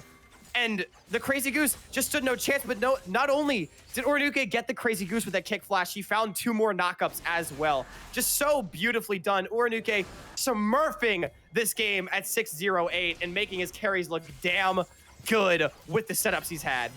And Hockey, you know what else they got from that? You know what else they got? They got the Ocean Soul, so they'll be damn near impossible to kill. Camille will pick off the Ashe, just cutting him from existence, sitting him on 4 and 5. Who's collapsing on who here? Yep, who's collapsing on who? You said it right. Messages is going to be the target, but Rakani, he's so low. The chains will still connect. Sonic Wave, Resonating Strike, not even enough to do it. His messages just to pick him off. Munchie the monster on the wrong side of the red to flash forward with the tongue lash. Gotta get the knockup as well, and Yumichi finds yet another kill, and that's straight onto the Baron. Yeah, Zamudo, no TP to join means in the 5v4, the red team stands no chance, and they are just playing these fights so exquisitely. The target selection to save messages was beautiful. Instead of going out of the Nautilus, who would have been an easy kill, they one-shot the Syndra to deny the damage, meaning messages is able to get out alive. Then they run down the other targets. It doesn't mean a damn thing that the objective bounty's been claimed, because the blue team, they're going to get the Baron, they're going to get a 7,000 gold lead, they're going to get the top tier 2 turret as well. Everything is going their way. It feels like when you're back against the wall, there's nothing you can do in this game to try and when you're against a Baron buff, you're against an Ocean Soul, you are almost 10,000 gold in the hole, a 6-0 and 4-0 Camille and Lee Sin respectively. Gonna be so difficult to try and even play this next one out, yet alone win it. Messages though, maybe getting a little too spicy here. Zamudo's in. Yep, goes in with the stop bull. But messages, he's on his own. He can't even distort to safety. Yumichi feeling herself, thinking that maybe she can fight this. Has the armor pen to try and do it. But in goes Munchie the monster. Yumichi, she's just dead to rights here. Will use that stopwatch just to buy a little bit of space. Samodo, he's just going to go down. Gonna try and chase the Munchie the monster. Gonna pick him off. Danny, what are you doing? You're all on your own there, buddy. Rock on high, just there with the unleashed power, not quite enough. Even the Scar of the Week doing nothing to keep him alive. I feel like it's time to give Pacus credit where credit's due. He has been in the right place at the right time every second of this game.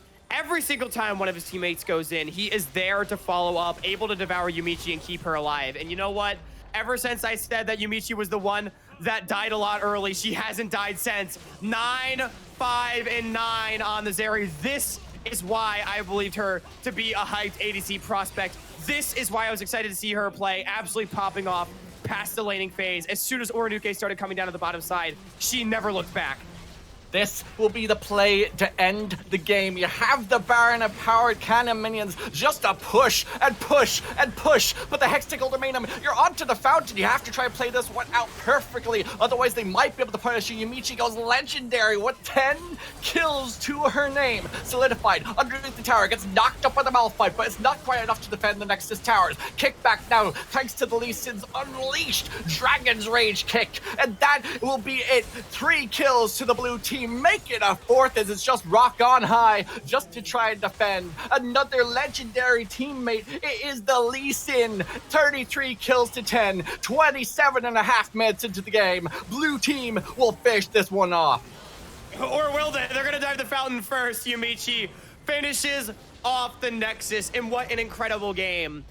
It's exactly what we talked about in Draft Dark Soul. The red team, they go and they try to play to their game plan, which is don't let Yumichi play the game. And they did that pretty well. But unfortunately for them, the mid-jungle of Messages and Oranuke, they got going, and that was the doomsday scenario. Oranuke in particular absolutely smurfing at this game, playing with his lead to the maximum, not letting the red team have a moment to breathe. 10, 1, and 11 is the final score line for Oranuke, able to spread the love to all the lanes, make the plays, and deny red team any shot at a victory. Oranuke played that so well. His only death was fountain diving at the end. Yeah. And I got to give a hand to Yumichi there as well. She played the early. I would have been tilted out of my mind. Just going GG tilt proof, you know? Definitely gets the tilt proof from everyone on the team because that was a really rough early game. And as we mentioned on the cast, the pivot to the Black Cleaver when you're versus 2 really tanky champions like the Nautilus and of course the Malphite, the really main tank on the team with the 4 tanky items. I really like that pivot there. Agreed. I think that was such a good decision, not only to get the shred, but also for that bonus health. It makes you so much harder to kill. I do think, Yumichi, the lane phase, obviously she had a lot of attention thrown down her way, and I do think there are some things she could have done maybe to die less, like the 3rd death, walking back to tower, was probably avoidable if you just play with a little bit more respect. However, she absolutely avoided tilting, scaled up on the Zeri, and was a menace come the team fights. Absolutely crushed it for her team and did exactly what they needed. She survived the early game, allowed the rest of her team to get ahead, and then when her time came, she seized the opportunity and made plays.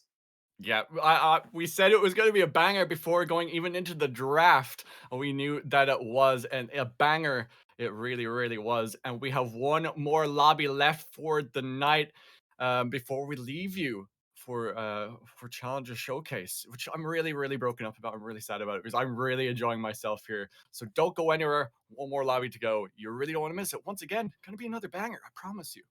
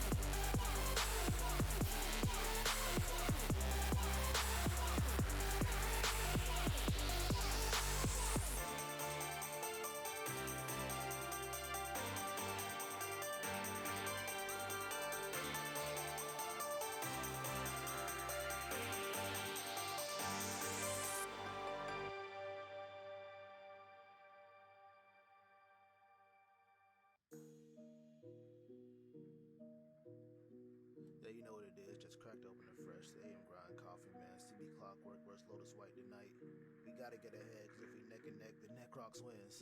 You dig? Look, I love Tuesday night cause I get to watch Necrox get carried in multiple ways. Will it be 5 streaks, babysitting them? Maybe it's Alucard making some plays. Or will it be Taco and Pants? I know that they suck, but it could be a phase. But what if it's none of the above and he gotta step up with no time to learn the game? What a shame. But it all comes around like clockwork. Billy bout the booty bang your whole roster. Big Coops might got big monsters. Big Dubs got subs, roll swappers. Dory K hit a flay, no flash, green gray. That's another smart pants misplay. Make them think we got shotguns and smokes. How we about to put Lotus in their graves? Clockwork finna win 3-0. AM grind got us playing like a cheat code. All on speakers, big facts, no memes, bro. Lotus White can't see us like a Timo. Clockwork finna win 3-0. AM grind got us playing like a cheat code. All on speakers, big facts, no memes, bro. Lotus White can't see us like a Timo. We been in out Zion Silver. Watch that bot lane and fail to deliver. Composition is full of some sinners. Treat them flowers like bots for beginners. Come and talk off shit, it's just pitiful. He keep his deaths under 10, it's a miracle. We brought a goat off the bench with a question. Why are you running your fears and still? You see what we did to Redacted? Make a proof disappear like it's magic. This series should go on the classic. Triple swapping the bot, this the gas. Coop show, take flashes. Pathin, fantastic. Alucard don't honor our deal. We sue son like NASA's backwards. Clockwork finna win 3-0. AM grind got us playing like a cheat code. All on speakers, big facts, no memes, bro. Lotus White can't see us like a Timo. Clockwork finna win 3-0. AM grind got us playing like a cheat code. All on speakers, big facts, no memes, bro. Lotus White can't see us like a Timo.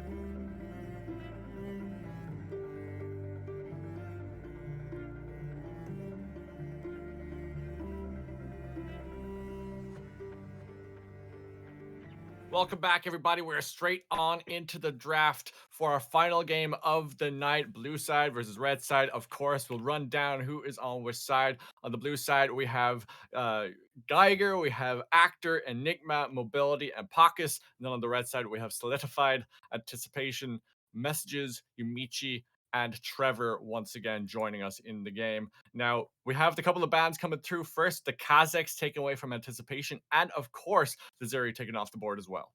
I'm so fascinated seeing such high priority on Kha'Zix now. It is 0-2 so far today, but still not wanting anticipation to get that one in this game. And just to, talk about some of the players that we haven't covered yet today, of course, 8 of them have already played on this stream so far, but Enigma, the former mid laner of Dare Gaming, the little team that could, the team that nobody had any expectations for, that made the main group stage in PGCQ number one, that contended for a shot at the knockout stage, is playing here, going to face off up against Messages, who has been absolutely smurfing it so far. And an actor, solo queue player with no competitive experience, should be very exciting to see them squaring up against some players, quite a few players, in fact, that have proving grounds experience.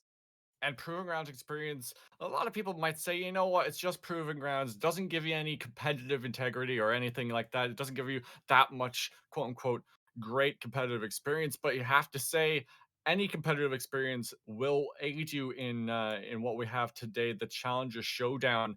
We'll see how they can do versus these newcomers to the competitive scene. Definitely. I mean, I feel like, and proving grounds experience means you've been to the top of amateur. So Mhm. I feel like that definitely counts for something. And I mean, Trevor Roy, who is the support on the red side this game, is in the actual main proving grounds with Immortals AoE as we speak. He's still alive in the tournament. So, not only have these players played in the proving ground circuit qualifiers, but Trevor is in the main event. He's placed well enough to get that far. And immediately, it's a Zed locked in. You'd have to think that's going to be anticipations. Yeah, you have to think that. Zed Jungle coming in. He said, you banned my Kha'Zix. I'm just going to lock in another aggressive assassin in the jungle that can have so much outplay potential. And then on the other side, you have Karma and what looks like is going to be the Ezreal. Definitely. I mean, Karma Ezreal, if you want a response to this Zed lock in, is really good. I'm actually really surprised to see Zed locked in with Karma being the first pick. I feel like you're already setting yourself at a disadvantage. And although it does clear very fast and having sane skirmish potential, and we know how good of a player anticipation can be, against a composition like this, it's already shaping up to be extremely defensive for the blue side. You might have a tough time. But then again, hey, if you're looking to show off in the Challenger Showcase, then why not? Why not pull out the Zed? I mean, he's already shown that he can play the Kha'Zix really well, so, why not lock in another assassin-based jungler that can have such early snowball potential? And if you can really snowball that early game, then the Karma mightn't really have that much impact in the first place. Very true. I mean, this is definitely a composition, especially if the gangplank is locked in, that will take some time to get off the ground. It is a lot of scaling and a lot of zone control. And I Mhm. do sort of like this pick up against the Jinx.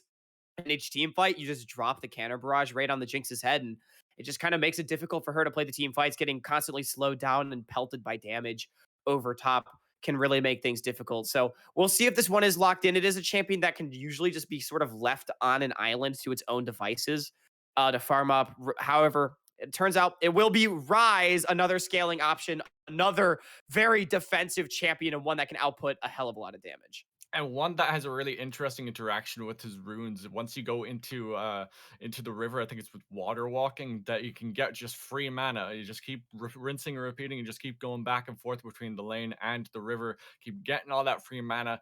Basically, it just gives you a lot of added sustain in the lane. Yeah, very good point. But Message is going to be pulling out the Veigar for the second time today. I'm a little bit surprised to see it come out. It is very, very good into the Rise. Don't get me wrong, and it's certainly a comfort pick. But we do already know that Messages can play the Veigar, which means we do know that he'll play it very well. Just Mhm. not going to be a different brand of Messages today. It is, I feel like, a bit of an interesting mid jungle 2v2 Zed Veigar. Not the most synergy there, but certainly the damage to blow anybody off the face of Summoner's Rift should you misstep. Yeah, if you just land the claw down onto someone, they're just dead to rights, because you just have your primordial burst, you have the Q and the W from the Veigar, and then don't discount the damage that can come out from a Zed, even with just a serrated Dirk on him. If you manage to land the double shuriken and maybe the E as well, then you know what? They're just gonna get blown up. Absolutely. It is a hell of a lot of damage, and the utility that Veigar can provide is substantial as Oh well, yeah. as well as Yeah. laning favorably into this Rise. But seems like top lane is going to be the focus so far with the bans. from the red side here. Meanwhile, Blitzcrank going to be banned away. It seems like the blue side, with their Karma Ezreal already locked in, want to protect that bottom lane. Yeah, it feels like they need to go for something a bit more aggressive to pair up with this Jinx. We have seen the Leona in the past. Something maybe like the Nautilus as well is also open to them.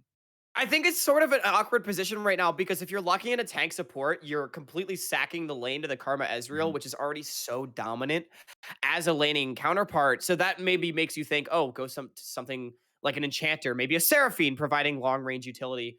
But then you're sort of in an awkward position where then you don't have the best setup for your Yeah. Zed and your Veigar. So you'd sort of be looking towards your top lane to really get your setup from. So we'll have to see what that R5 ends up being. Braum does sort of bridge that gap. However, again, we're talking really rough landing phase for this Jinx Leona. It will be the lock in into a Karma Ezreal. They'll be able to push you in, poke you out, and make plays on the map.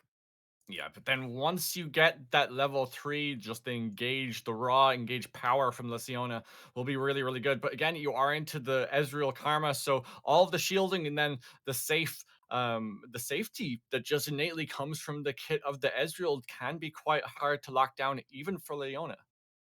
Definitely. And it is very dangerous for sure. And with the Zed as well, the playmaking potential on the bottom side could be very deadly. However, if you are playing the lane correctly and mobility and pockets, we saw a great showing from mobility in game one, now Mhm. paired up alongside pockets. I'm definitely expecting them to be able to play the lane correctly and try to keep Yumichi and Trevor down. And, just saying these names, I'm so excited to watch this bottom lane. I do feel like this has been our four best performing bottom lanes that Yeah, bottom laners that we've definitely. seen today, and now they're getting swapped around. So it's mobility and pockets up against Yumichi and Trevor. I'm just super excited. Two very experienced supports with two newer but very talented AD carries. And based off of what we've said throughout the night, we were keeping our eyes on Yumichi and how strong of a carry that she can be. And then Trevor as well. We said in the first game, Trevor was that veteran player in the bottom side that we were expecting to really help out to try and carry the lane. And now that they're both paired together, I'm expecting great things from them.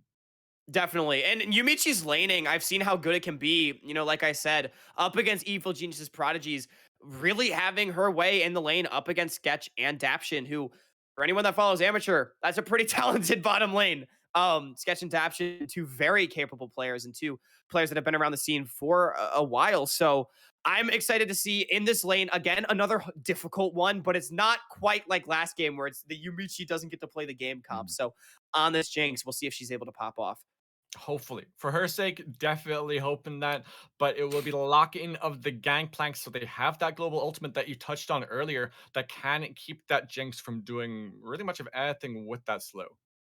Definitely. We'll have to see though if that one's locked in. I do think it is a safe blind, and if you want to leave out on an island, that is a champion that you like to get. I will say the Gwen being locked in does mean that your playmaking potential across the board for the blue team is incredibly low.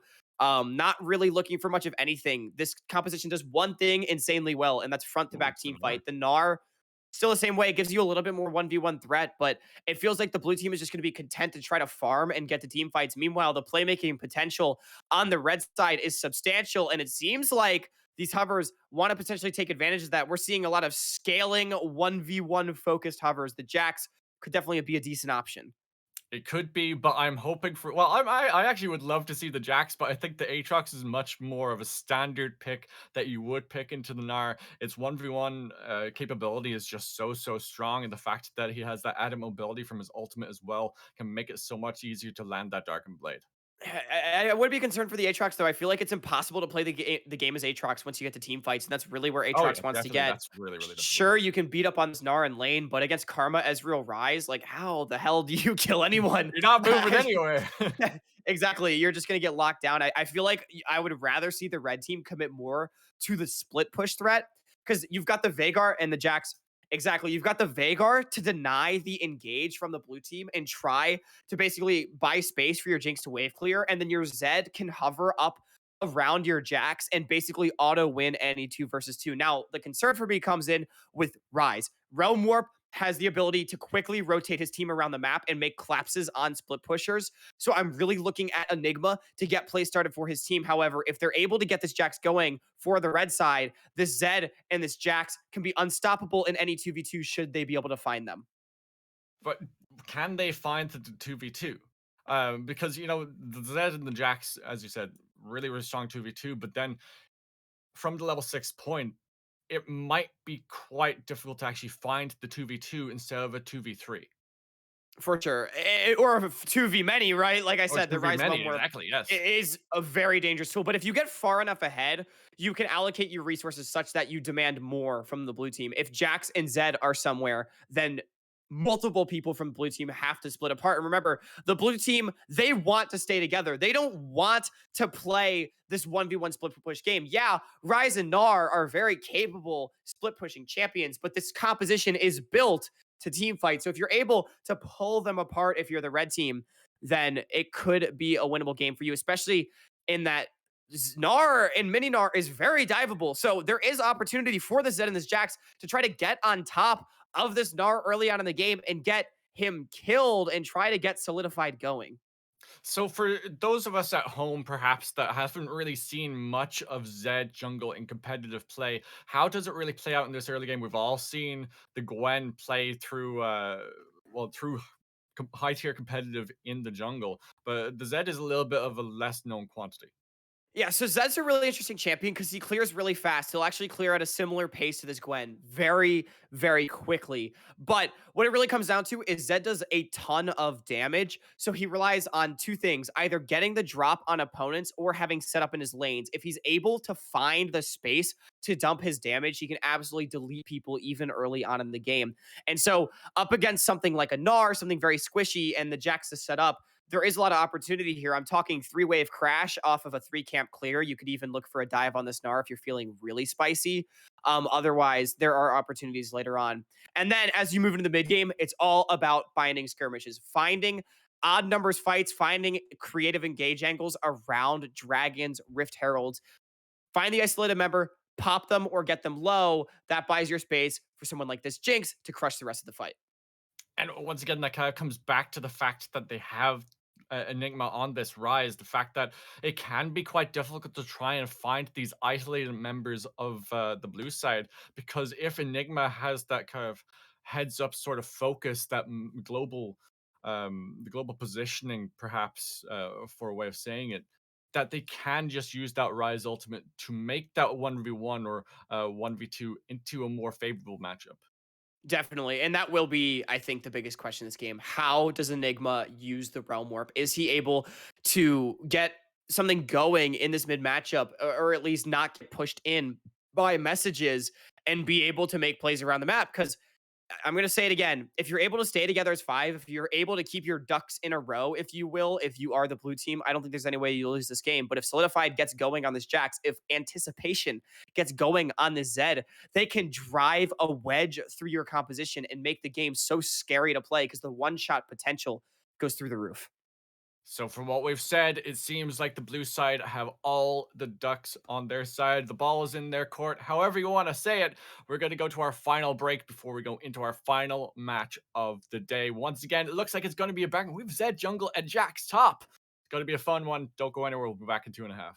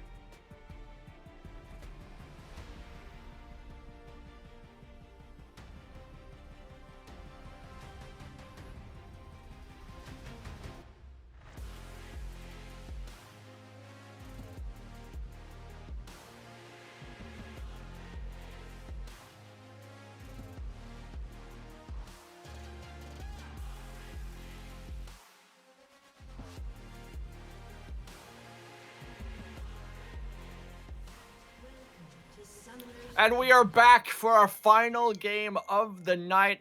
Gonna see a 5-man spread for the first time tonight and straight into a pause.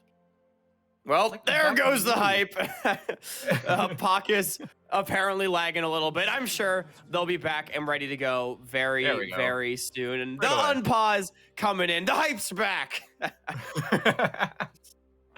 Oh, I am looking deeply forward to this game. We have messages back on the Veigar. We have a Jax top, which I personally love to play. And then the Jinx for Yumichi. She has shown that she can play the AD carry even from behind. So you know what? I think that this is going to be a banger of a game. And I don't know if it's the same for you, but it's shown play will resume in 0 seconds. And there we go. Okay, we're straight back into it. We're back. It takes a minute, you know, got to get those spectator client bugs out. And yeah, Yumichi definitely proving last game that she could play from behind. And I think this game might have to again, considering the lane matchup. But where I've got my eyes really drawn is Anticipation and Solidified on the top side of the map. These champions are the kind of champions that you want to get going. Because if this Jax and this Zed can get ahead, that's what you need to drive a wedge through this blue side comp. You really, really do. And we'll have to keep our eyes on to see if they can punish these picks, especially since Solidified has the Ignite, so doesn't have the TP to make the cross-map plays, doesn't have the TP to get back to lane if he screws up in the early levels. Ooh. We were saying that That's a we're not late going to get the invade, we're going to get the 5-man spread, but once again, 3 games in a row, we're going to get the blue side invade. Yeah, not the strongest level 1 for either team here. We'll have to see how it goes. 3-on-3. It's on to Anticipation. I'm going to get a stutter there from my Spectre clan, but Mobility, he's the one being aggressed on. We'll have to try and get over the wall as Trevor, he's the one trying to aggress on him. That's a double flash to try and get away. Message off to the side, but Trevor, he flashes away, but over the wall, Actor will find first blood. He'll give up his life for it, but smites to try and stay alive a little bit longer. Yumichi will get excited. Not quite enough to try to finish off, but flash over the wall to try and get the kills, get some more damage down. It was the blue team who decided to go for this invade, and they will lose it 2-for-1. Wow, it's the first game where we have real level 1 action, and it's a huge disaster for the blue team. Yeah, Actor's able to pick up first blood, but the target selection was just not there. Multiple members hitting Trevor. Otherwise, multiple members were hitting Anticipation of Yumichi. It was all over the place, and it does mean that it's a 2-for-1 in favor of the red side. Actor's clear is going to be absolutely having a bad time. This Gwen going to be starting off. Yeah, there we go. This Gwen going to be starting off real slow, and we talked about Anticipation getting ahead. This is exactly what you need. Major disruption in Actor's jungle clear. It really, really is, and it means that the Jinx gets the early CS, the early pressure in the lane. It also has a few hundred more gold than Mobility. There'll be a lot of trading in the top side, not quite enough for Solidified to use that Ignite just yet. And it's worth noting that although Trevor getting first blooded means he gives over more gold, it also means he respawns faster. So that's why Yumichi and Trevor were able to get the priority in this lane, because Trevor comes back sooner. So they force out Mobility in the little bit of time they had in a 2v1. Once Pockets arrives, yeah, it evens up a bit, but that extra gold not really helping out, as the kill is what matters. And it's still honestly about an even game, but I think in terms of pressure, red side is heavily favored currently. Yeah, definitely heavy favored. An extra kill over to the Veigar as well, really going to help out his early game, especially since this Rise will just want to poke him out of lane as much as is possible, stacking up that tier that he decided to go for in the early portion of the game. I mean, 2 games in a row, we've seen how terrifying Messages can be if he gets ahead, and this is just the 3rd game now where Messages gets a kill early on into the game. He's not able to back with it yet, so no laning advantage, but he's a Veigar anyway. I don't think that's what he's going for. No, really not. You just kind of want to scale up, get that passive, the phenomenal evil power stacked up. And speaking of stacking up, they're going to stack on in onto Pockets. Not going to go super aggressively, just going to chunk him down to just below half HP. Yeah, nice little trading back and forth, and that is the power of this Jinx Leona. You do have some quick trade threat, but it's really the poke that just keeps you pushed in. You're not able to dislodge this lane. Yumichi does have a Vamp Scepter to keep her topped off that will help with a lot of the poke that this team's able to throw down. I wonder if that means she's going towards a shield bow. I feel like not exactly what we're accustomed to seeing on this Jinx, but it does, I suppose, make some sense into a comp with not too much lockdown, but a lot of like slow, sustained damage in fights. Yeah, I think that is what she's going for, obviously, because she has the early Vam Scepter, could of course build towards Bloodthirster maybe later on, but we'll hold that for a second as Messages gets the lockdown onto Enigma. He has no mana to speak of. In goes the Zed, forces the flash. He flashes over the wall as a response. Enigma should die here, just looking for the extra Q there. Waiting for it to cool down. There it is. Gonna get his first kill of the game. And Anticipation, he's able to find it. Really nicely done. That's what it's talking about. Zed does a lot of damage if you're able to get in range, and all it takes is Messages throwing down the cage. Doesn't matter if his stun goes down or not. Enigma gets taken down. Anticipation 102 on the Zed. He's gotten going, Darksil, and we know this can be dangerous. Now, on the top side, it's a different story. Solidified getting chunked out pretty much every time we look up here. Geiger having a great laning phase so far. Yeah, it's a pretty bad matchup if you can't get the all-in onto the Gnar, because the Gnar can just hop, skip, and jump away. Yeah. So you really need jungle intervention to try and get this matchup going. Yeah, Solidified even taking the Ignite. I mean, clearly wanting to play aggressively, but Geiger not really giving him the space to. We saw for a while Geiger was holding a freeze in front of his tower. Now it's still pushing back into him. The wave management has been absolutely superb from the top laner of No Name so far. Solidified just cannot get a word in. And yeah, Jax is a bit more of like a scaling counter pick. He's not meant to necessarily smash the lane. He wants to get going after one item or so, but still, to fall this behind early is not exactly ideal. Yeah, it's definitely not. And the matchup in the mid lane is going in favor of Enigma early. It's exactly what we expected to be happening, because the early front-loaded damage of the Rise, even though he has really, really good scaling, definitely not as bad as the Veigar can be in the early portion. Yeah, definitely. Now another attempt on mid. Here he comes. Out goes the baby cage. Messages, he's down to half HP, but Enigma, he just gets bursted down. Yeah, Anticipation just does so much. Messages, beautiful flash cage. No chance for Enigma, who was flashless. Now Pakis finds himself in a part of the jungle he does not control. Yeah, Trevor is there. Anticipation off to the side. Pakis, he just gets CC'd. Has to flash the baby cage to try and get away. But Anticipation bursts him. Yeah, Anticipation just does so much damage right there. Pocket's good flash to avoid the cage. Solidified. Yep. That's a solo kill.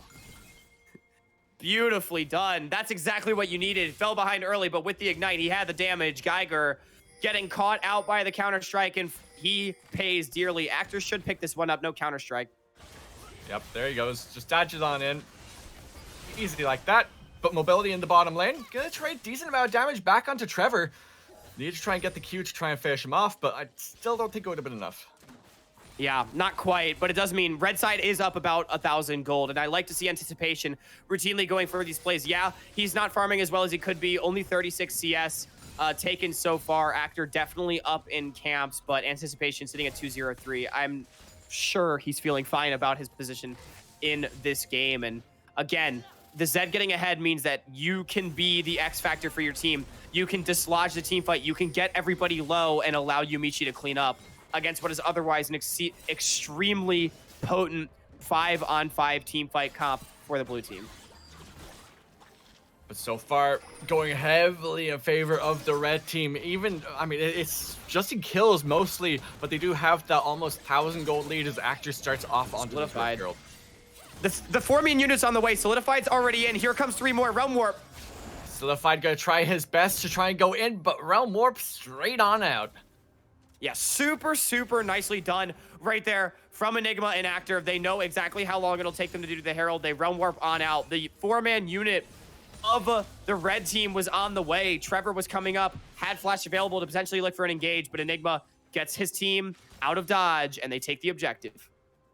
Speaking of objective, first Drake of the game is up and alive. Is the Infernal Drake building towards what I can assume probably going to be a Cloud Soul from what we have seen of today, but it could be either of the other two.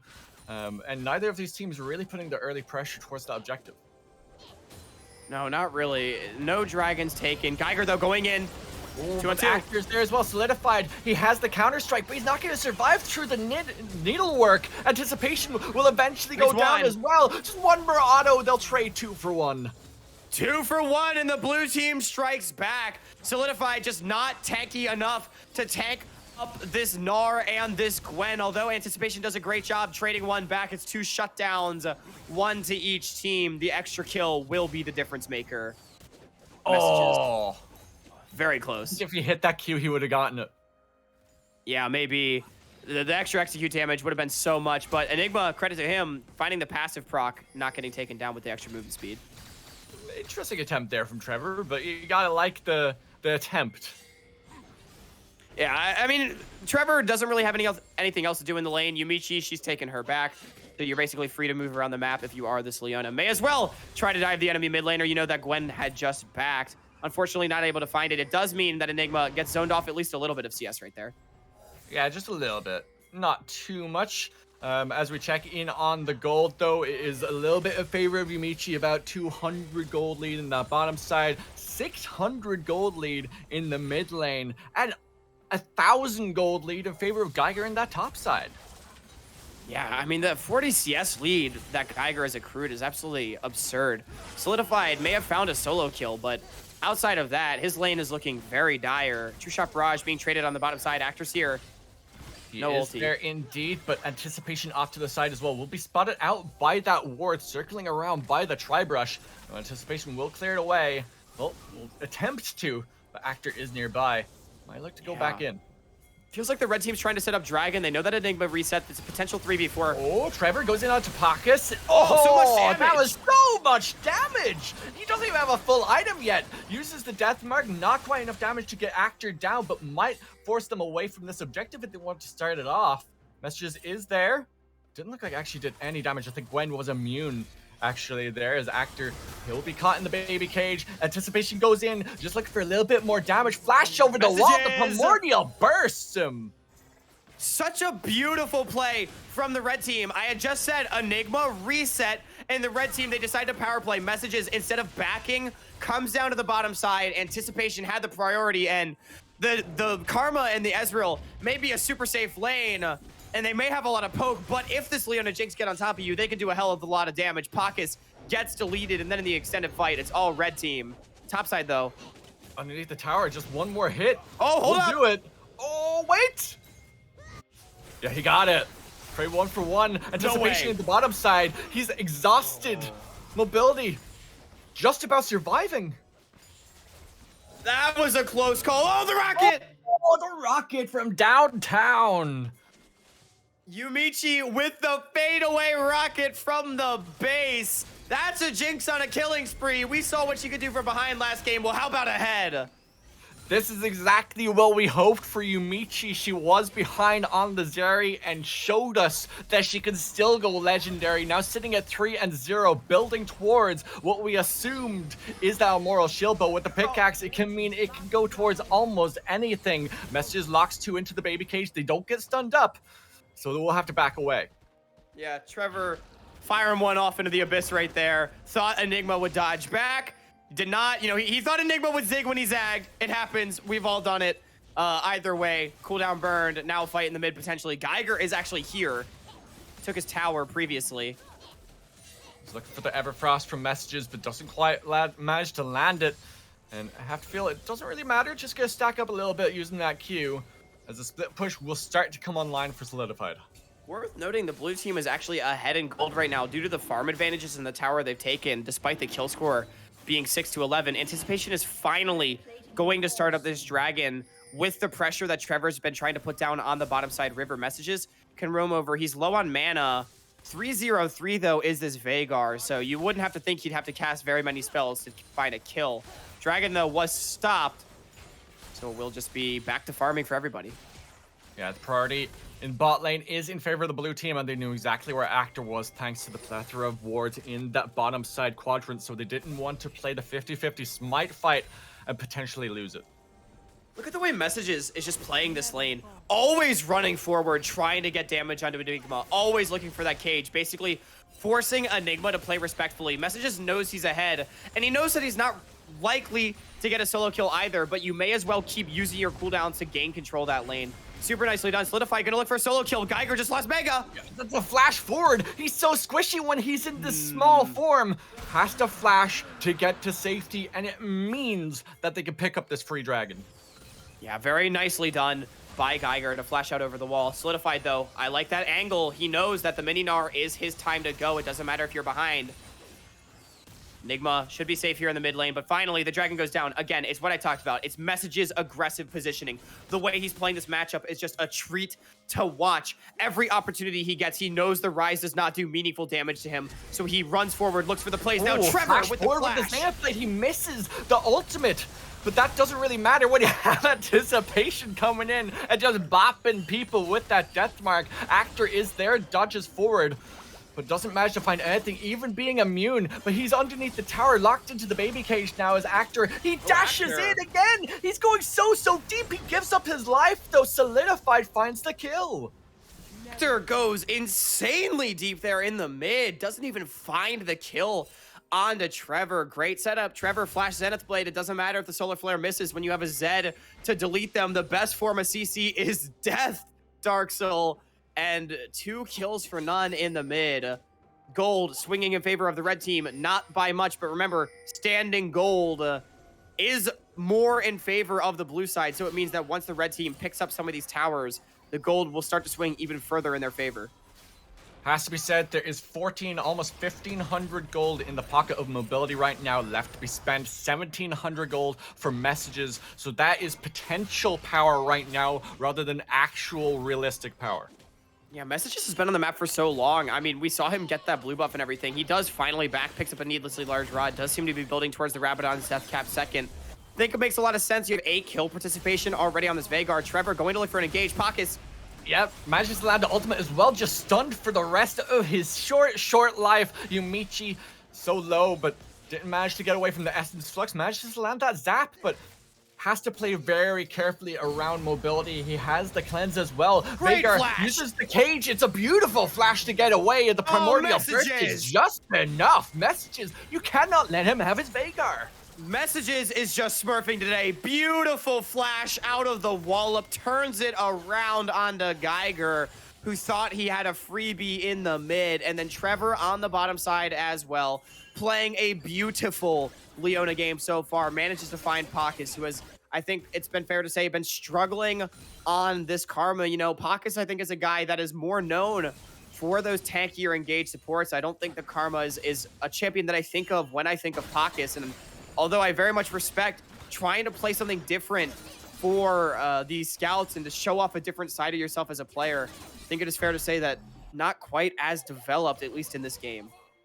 Yeah, I think the one game sample size, though, it's very hard to actually say whether or not a player is comfortable or good at the position or champion. We'll hold that for a second.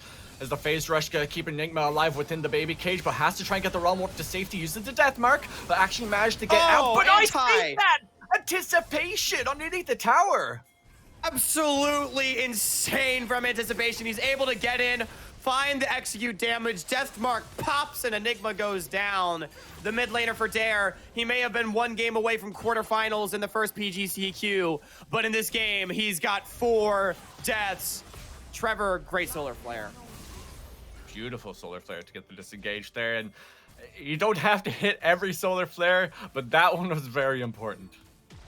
Yeah, absolutely. He was dead to rights if that one doesn't go through. Messages going to pick up some of that standing gold I talked about. It will be traded on the bottom side for that tower. Yumichi, of course, was forced to flash. Trevor, likewise, solar flare defensively. So 1-for-1 trade in terms of towers does potentially favor the team fight composition. Remember, if you are able to force 5v5s if you're the blue side, it will be so hard to deal with you. But I mean, this said, this Veigar, this Jinx, all of the carries right now for the red team are just so fed.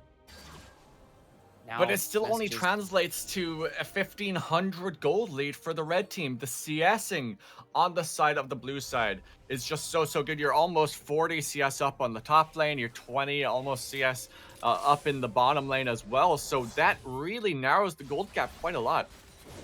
Definitely solidified though going in. Yeah, he goes in, but the ignite, is it going to be enough? Tick, tick. Oh, the pots saving his life. Geiger barely able to survive that one. Solidified, taking a tower shot that he did not want to take. Not able to find the solo kill. Feels like it's been a really back and forth game on the top side, but I think at the end of it all, Geiger been able to have maybe a bit more effect on this Gnar so far. I don't think Solidified's having the 1v1 that he had really hoped. Remember, this was the R5 counter pick as well, and I think this partially speaks to the proficiency of Geiger. I think he's another player that's really impressed today. These former no-name players really coming out with a good showing. Geiger, Yumichi, and Oranuke. Looking really good. Trevor locked up. He uses the cleanse perfectly, and now it's just Trevor. He's on his own. He's just dead. Yeah. Trevor getting a little too antsy right there. I feel like that was the first big mistake we've seen from this game. Team should still be able to take Dragon because they had pushed up their wave so far. So not the end of the world just to kill trade it back. It's like that Pulp Fiction meme where you just see John Travolta just looking around the room like, hey, where is everybody? Trevor just goes in, dives the tier 2 tower. He's like, wait, my team isn't with me? Where's anticipation? Where's Yumichi? Yeah. Trevor's like, let's go! And then everybody else is like, full send! Yeah. I'm on my own. I like that confidence, though. Speaking of confidence, this is a Baron start from the blue team. They are sticking it. They have been spotted, and anticipation's on the way. He could delete Pakis at a moment's notice. Enigma going to be forced back. Yeah, I think that's a smart play. Just back away. As you said, Pakis, he has a whisper of his life remaining, and both junglers have their smites available. You don't want to be going for that 50-50. I like the idea of going for an aggressive Baron take, but you really don't want to be coin flipping at this stage, especially when you have such a close goal difference between the two teams. Agreed. I like the thought, but I don't think there's really any way that ever works, unfortunately, for the blue team. But clearly, I think it speaks to the state of the game when it feels like one of their best plays is a desperation Baron. It is still worth noting that in the one-on-one, Geiger is still ahead of Solidified. He has everyone's favorite item, the Hull Breaker, completed. The gold efficiency is there. It doesn't matter that it was nerfed for ranged champions. Gnar, he's melee half the time, and even for ranged champions, it is still gold efficient, and it does mean that those extra resistances will make the all-in from Solidified that much harder. Yeah, definitely the case, and it means that the side laning for the Jax will be that much more difficult because he doesn't have a Hull Breaker of his own. Yeah, and really interesting seeing the Hex Trigger here. I'm actually very skeptical of this itemization choice. Yeah, I think it is a magic damage heavy composition on the blue side, but at the same time, I feel like you should be playing for the one-on-one. I don't think the 5v5s is the answer, so I think in theory you're not fighting this Gwen or this Ryze or this Ezreal that often. So really, I think questionable second item choice, considering the fact that you're not even beating Geiger in the one-on-one. Yeah, I think, stick with me with this one. I think maybe a Blade of the Rune King might be more worthwhile, or even the Hull Breaker that we see on the map. And also having the Boots of Lucidity, I understand CDR, but I feel like Ninja's Habits are such a gold efficient counter item to Gnar in the one-on-one as well. I don't know. I clearly, I think Solidified. You're playing Jax for split push. You're not doing it for the team fight. I agree. Like, you can play Jax for team fights, but I think in this game, that is not your role. It needs to be to dominate the Gnar, and that's currently not happening. In some ways, I think it means that the the red team is playing the game in sort of a 4v5 map state where their Jax is just constantly being pushed in and doesn't really have effect in the 1v1, doesn't really have effect in the team fight either. So it puts you in an awkward position where you've got this ultra-fed Zed, Veigar, Jinx that actually can't really make plays because there's the threat of this Gnar out team fighting you. We'll have to see how that develops as we're checking on the gold. It is a 2,000 gold lead for Geiger in that matchup. So this is aggressive. So much extra gold, so much extra tanky and damage stats as we go for an aggressive Baron take. Yep, they found Enigma, gets the flash out of him. He has to flash away from messages, but he has that primordial burst. He popped his Predator as well, so he has all the extra movement speed and damage. Brilliant flash from Enigma, but that one is definitely going to hurt. It's exactly what the red team wanted. You have to think they wanted to start a fight. Now Enigma's caught! In he goes! Enigma caught again! The phase rush not really gonna help you there, buddy. Yumichi will find her 5th kill of the game. Still yet to die. The 2-item power spike has been reached. It means they can play this Baron dance all day. And it's an excellent sequence from the red team. They start up the Baron to force the blue team to face check over hastily. That forces Enigma's flash. Then the blue team, in an attempt to retake control of the river, they split themselves up. And what do we say in Draft Dark Soul? If the blue team gets split up, the red team can find a win. Now that they're on the chase. Oh, that was beautiful. Even just going over the wall there, Pakis, he's so low. Just need a little bit more damage to try and finish him off. Messages taken quite low himself. Gnar and Actor just lingering in the backside. It looks like the call is to go to the Baron.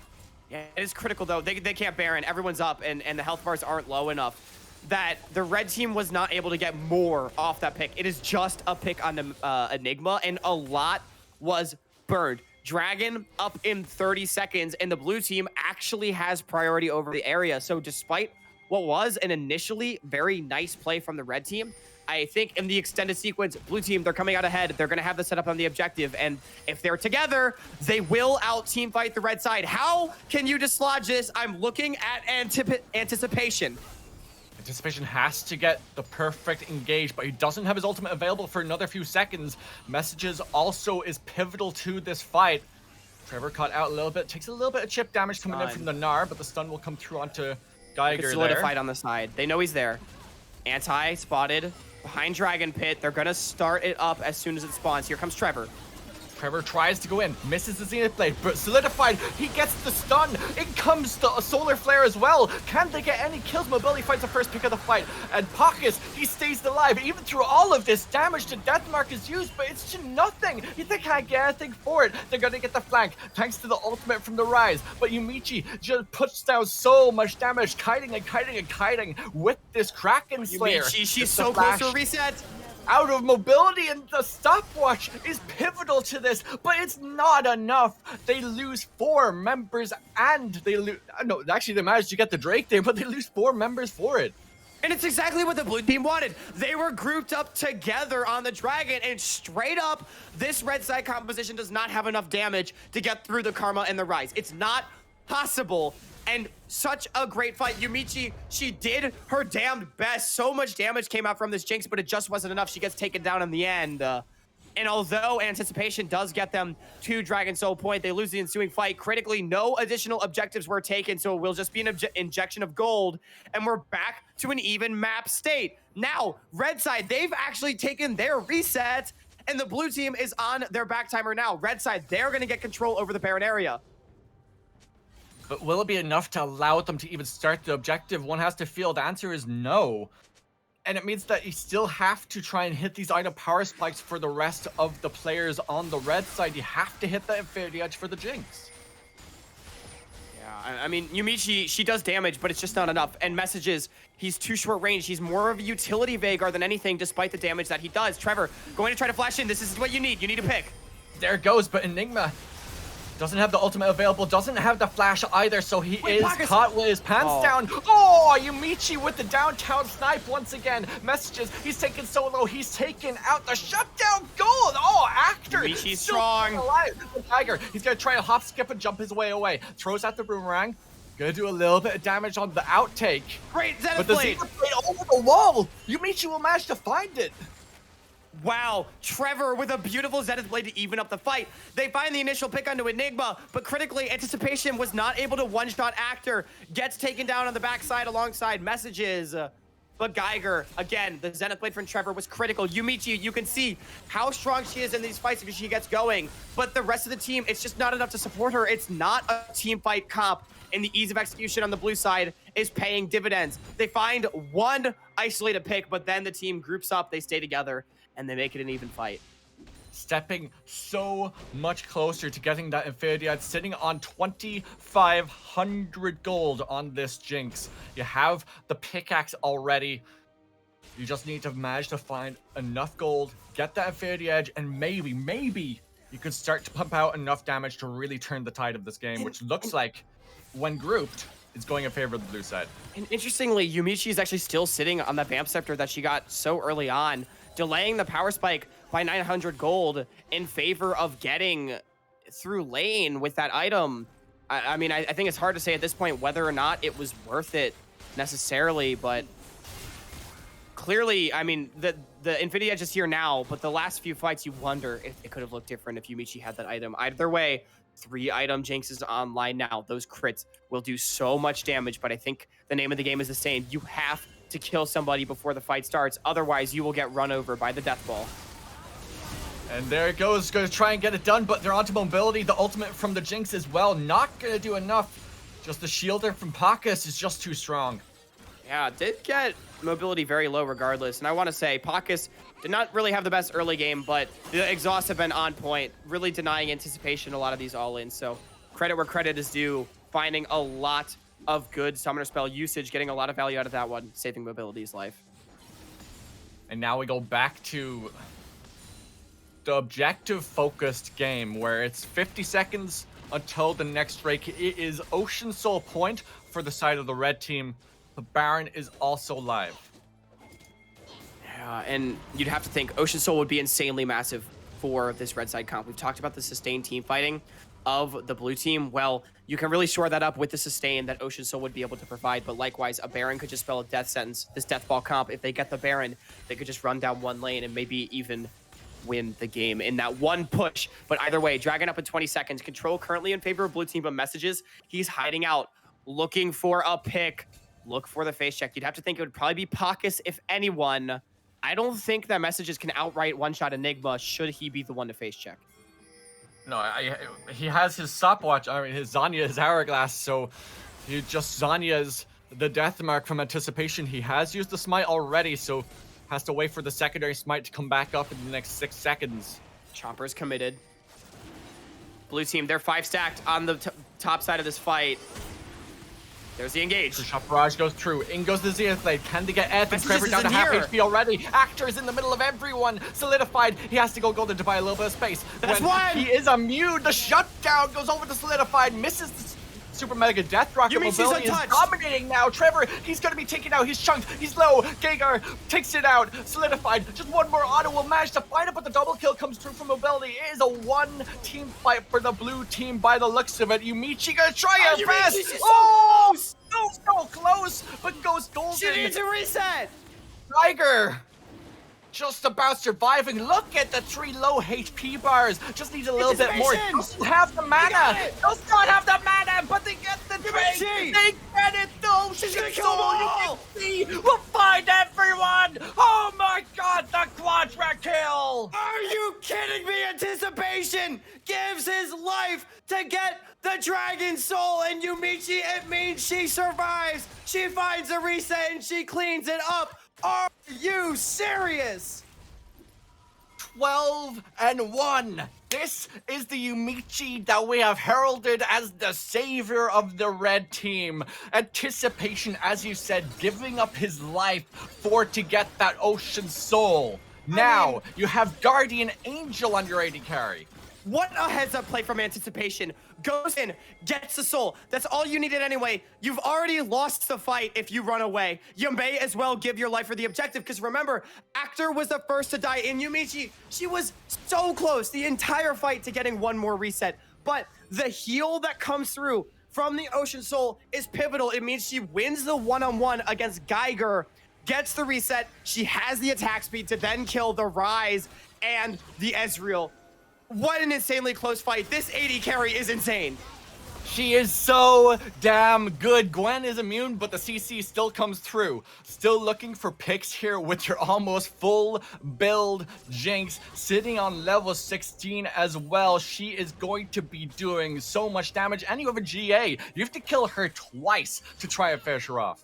I mean, she doesn't need more damage. She knows what her role is. It's to get that one reset and then crush the fight. Double buffs on her. Ocean Soul, Guardian Angel. This Jinx is going to be so difficult to take down. And look, on the bottom side, messages.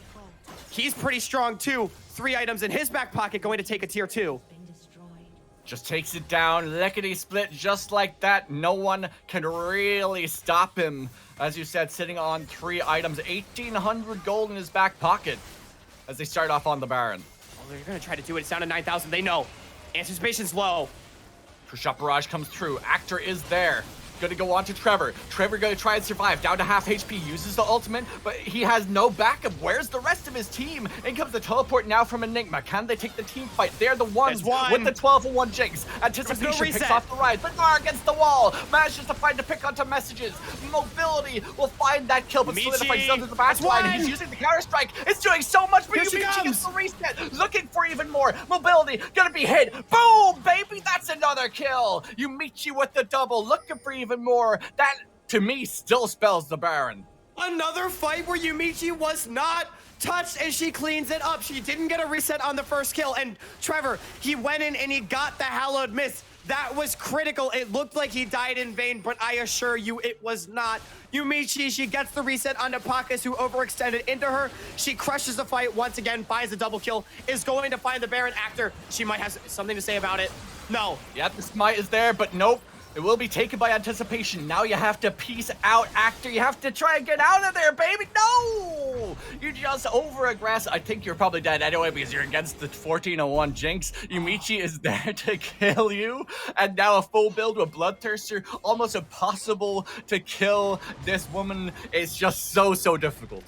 Yeah, that Vamp Scepter, Dark Soul, finally gets transformed. Actor, he tries to make the hero play. He tries to steal the Baron, but he can't do it. Anticipation, calm, cool, and collected, anticipates the smite and finds that kill on the big purple worm.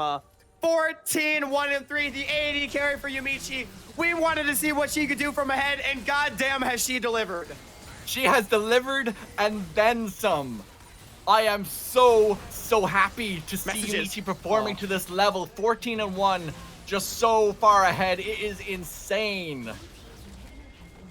They take the inhib. They're gonna back away. The Jax is split pushing in the bottom side. They're gonna rotate over there and help him out. And I'm gonna tell you, if you want to impress the scouts, this is how you do it. Yumichi, she showed up to play today. Geiger forced to hop away. Yumichi's damage is just so high. If you walk into her range, you're certain to die. They're gonna go on to Trevor though. The Hallowed Mist gonna keep Gwen alive. Gonna make her immune, but Trevor stays alive himself. Looking for even more here as the Jinx will inevitably push in this bottom lane to take the inhib. Yeah, Geiger, Mega. It's so tense. Geiger down to about half HP. They're using the cage just to try to Zover Yumichi. Look at her front line. The front line is just so solid. The flash away. Geiger! The tree the resurrection from the GA. But is it going to be enough? Actor gonna try and polish. No! He survives, but not long enough.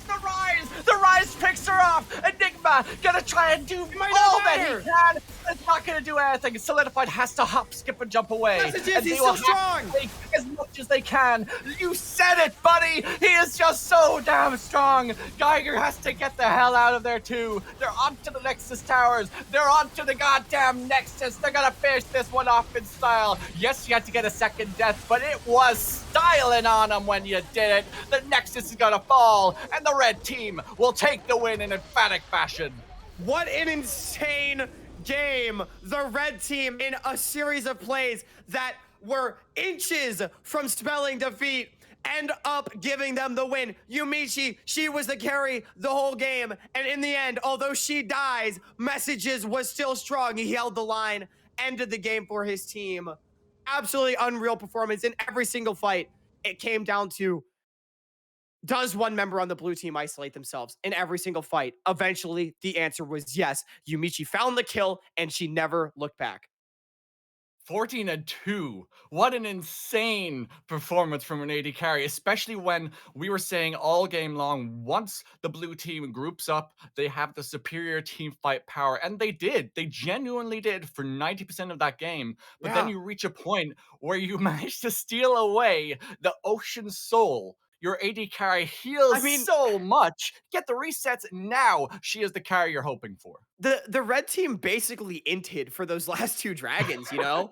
Like, they got 4 for 0 wiped at the third dragon, and then at the fourth one, everyone died except for Anticipation and Yumichi, and Anti with an insanely heads-up play. I mean, we didn't talk about him very much after the early game, which was a phenomenal early game, but very quality League of Legends. Goes in, gets the soul, knows what to do, and then Yumichi tests her limits, finds the quadra kill. Just insanely close fight, and that was a highlight reel play. Definitely one of my most favorite League games I've ever casted. Definitely, I'd say top 2. I've got to say, insanely fun. That game was a good way to cap off this cast, Dark Soul. I mean, what a way to celebrate my 21st birthday. Who needs to go out drinking? Buddy. Thank you. Who needs to go out drinking when you can watch League of Legends? That was insanely fun to watch. What an incredible game. All those players, I mean, I think we said that 8 of them have PGCQ experience, at least in the open qualifiers, with mobility and and Actor being the two exceptions. And I think everybody had their time to shine, experienced or not. I Incredible, think it's incredible fair to performance. say Mobility played really well throughout the Oh game as yeah, well, and Actor stepped up a bit more than we kind of yeah, expected since we were looking at a D1 account when we were doing our research on this, and he has a Challenger account as well, which plays a lot of Gwen, so it actually makes sense that he played a lot of Gwen and played it really, really well, but I feel like the coordination between the members of the red team were it was just more coherent, more solid, more there than what we saw from the blue team, and that's not a fault of the players. That yeah. just comes from the growing pains of having to play with a new team. It's basically like playing in solo queue, except this time you have a bit of comms. Yeah, I mean, in a way, I feel like this is a lot like Champions Queue. And speaking of, Yeah, I really hope we can see some of these players in Champions Queue sometime soon. I feel like, you know, some of them are like Trevor, like Pacus, but you know, players like I think in particular these. I'm telling you, these no name players, they were so close. They were so close, and they played some yeah. of the best teams. They lost to Winthrop, EGP, and 100X. That is an insane resume, and they managed to beat Bogged and they beat Bogged and they beat Bay State, two teams that made a group stage. Their schedule was insanely difficult. They didn't make it to that group stage, but I think today again these players stepped up. Yumichi, Geiger, and Ornuke and played out of their minds. Yeah, I mean, if we were gonna talk about every single player in detail, we would actually be here Yeah, for days because the yeah, amount of players that actually stepped up today is insane. And I've enjoyed every single second of it, yeah, has to be definitely, said. absolutely. And the Jacks actually worked out in the end. I mean, I think it's a little Yeah, bit troll finishing them all on Mortius, but you know, you actually know, 4-7-5, it's actually all right. and I'll give Solidified a lot of credit. I was very critical of building jacks for team fights, but Solidified Mhm. actually found some very creative flank angles in that game. And although I definitely don't think that game was about him, it definitely was more effective than honestly I expected. So credit where credit's due. Managed to have impact in that fight and set up for his big carries. And with that, that is the end of Challenger Showcase from us. Don't forget to clip your favorite clips, you know, and make me a little bit more famous than I am. Get NA to know the name Dark Soul and the name Hawk as well. You know, we kind of need the promotion. Just to, sly self promotion there, but I've enjoyed every single minute of it. I think it was a smashing cast.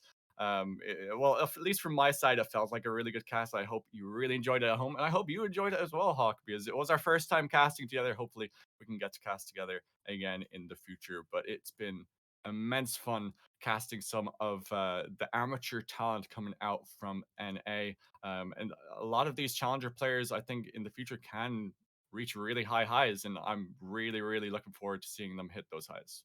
For sure. I So mean, absolute blast today yeah. and very fun. All three games I feel like were competitive in their own right. Game 2 was the most lopsided, but even then, I feel like we got to see quality League of Legends from every single Yeah, player. every single one was a banger. Hopefully next time we'll have even more bangers. So have a good night. It's really, really late for me. It's almost 3 a.m. and I think my neighbors might be getting really annoyed at me.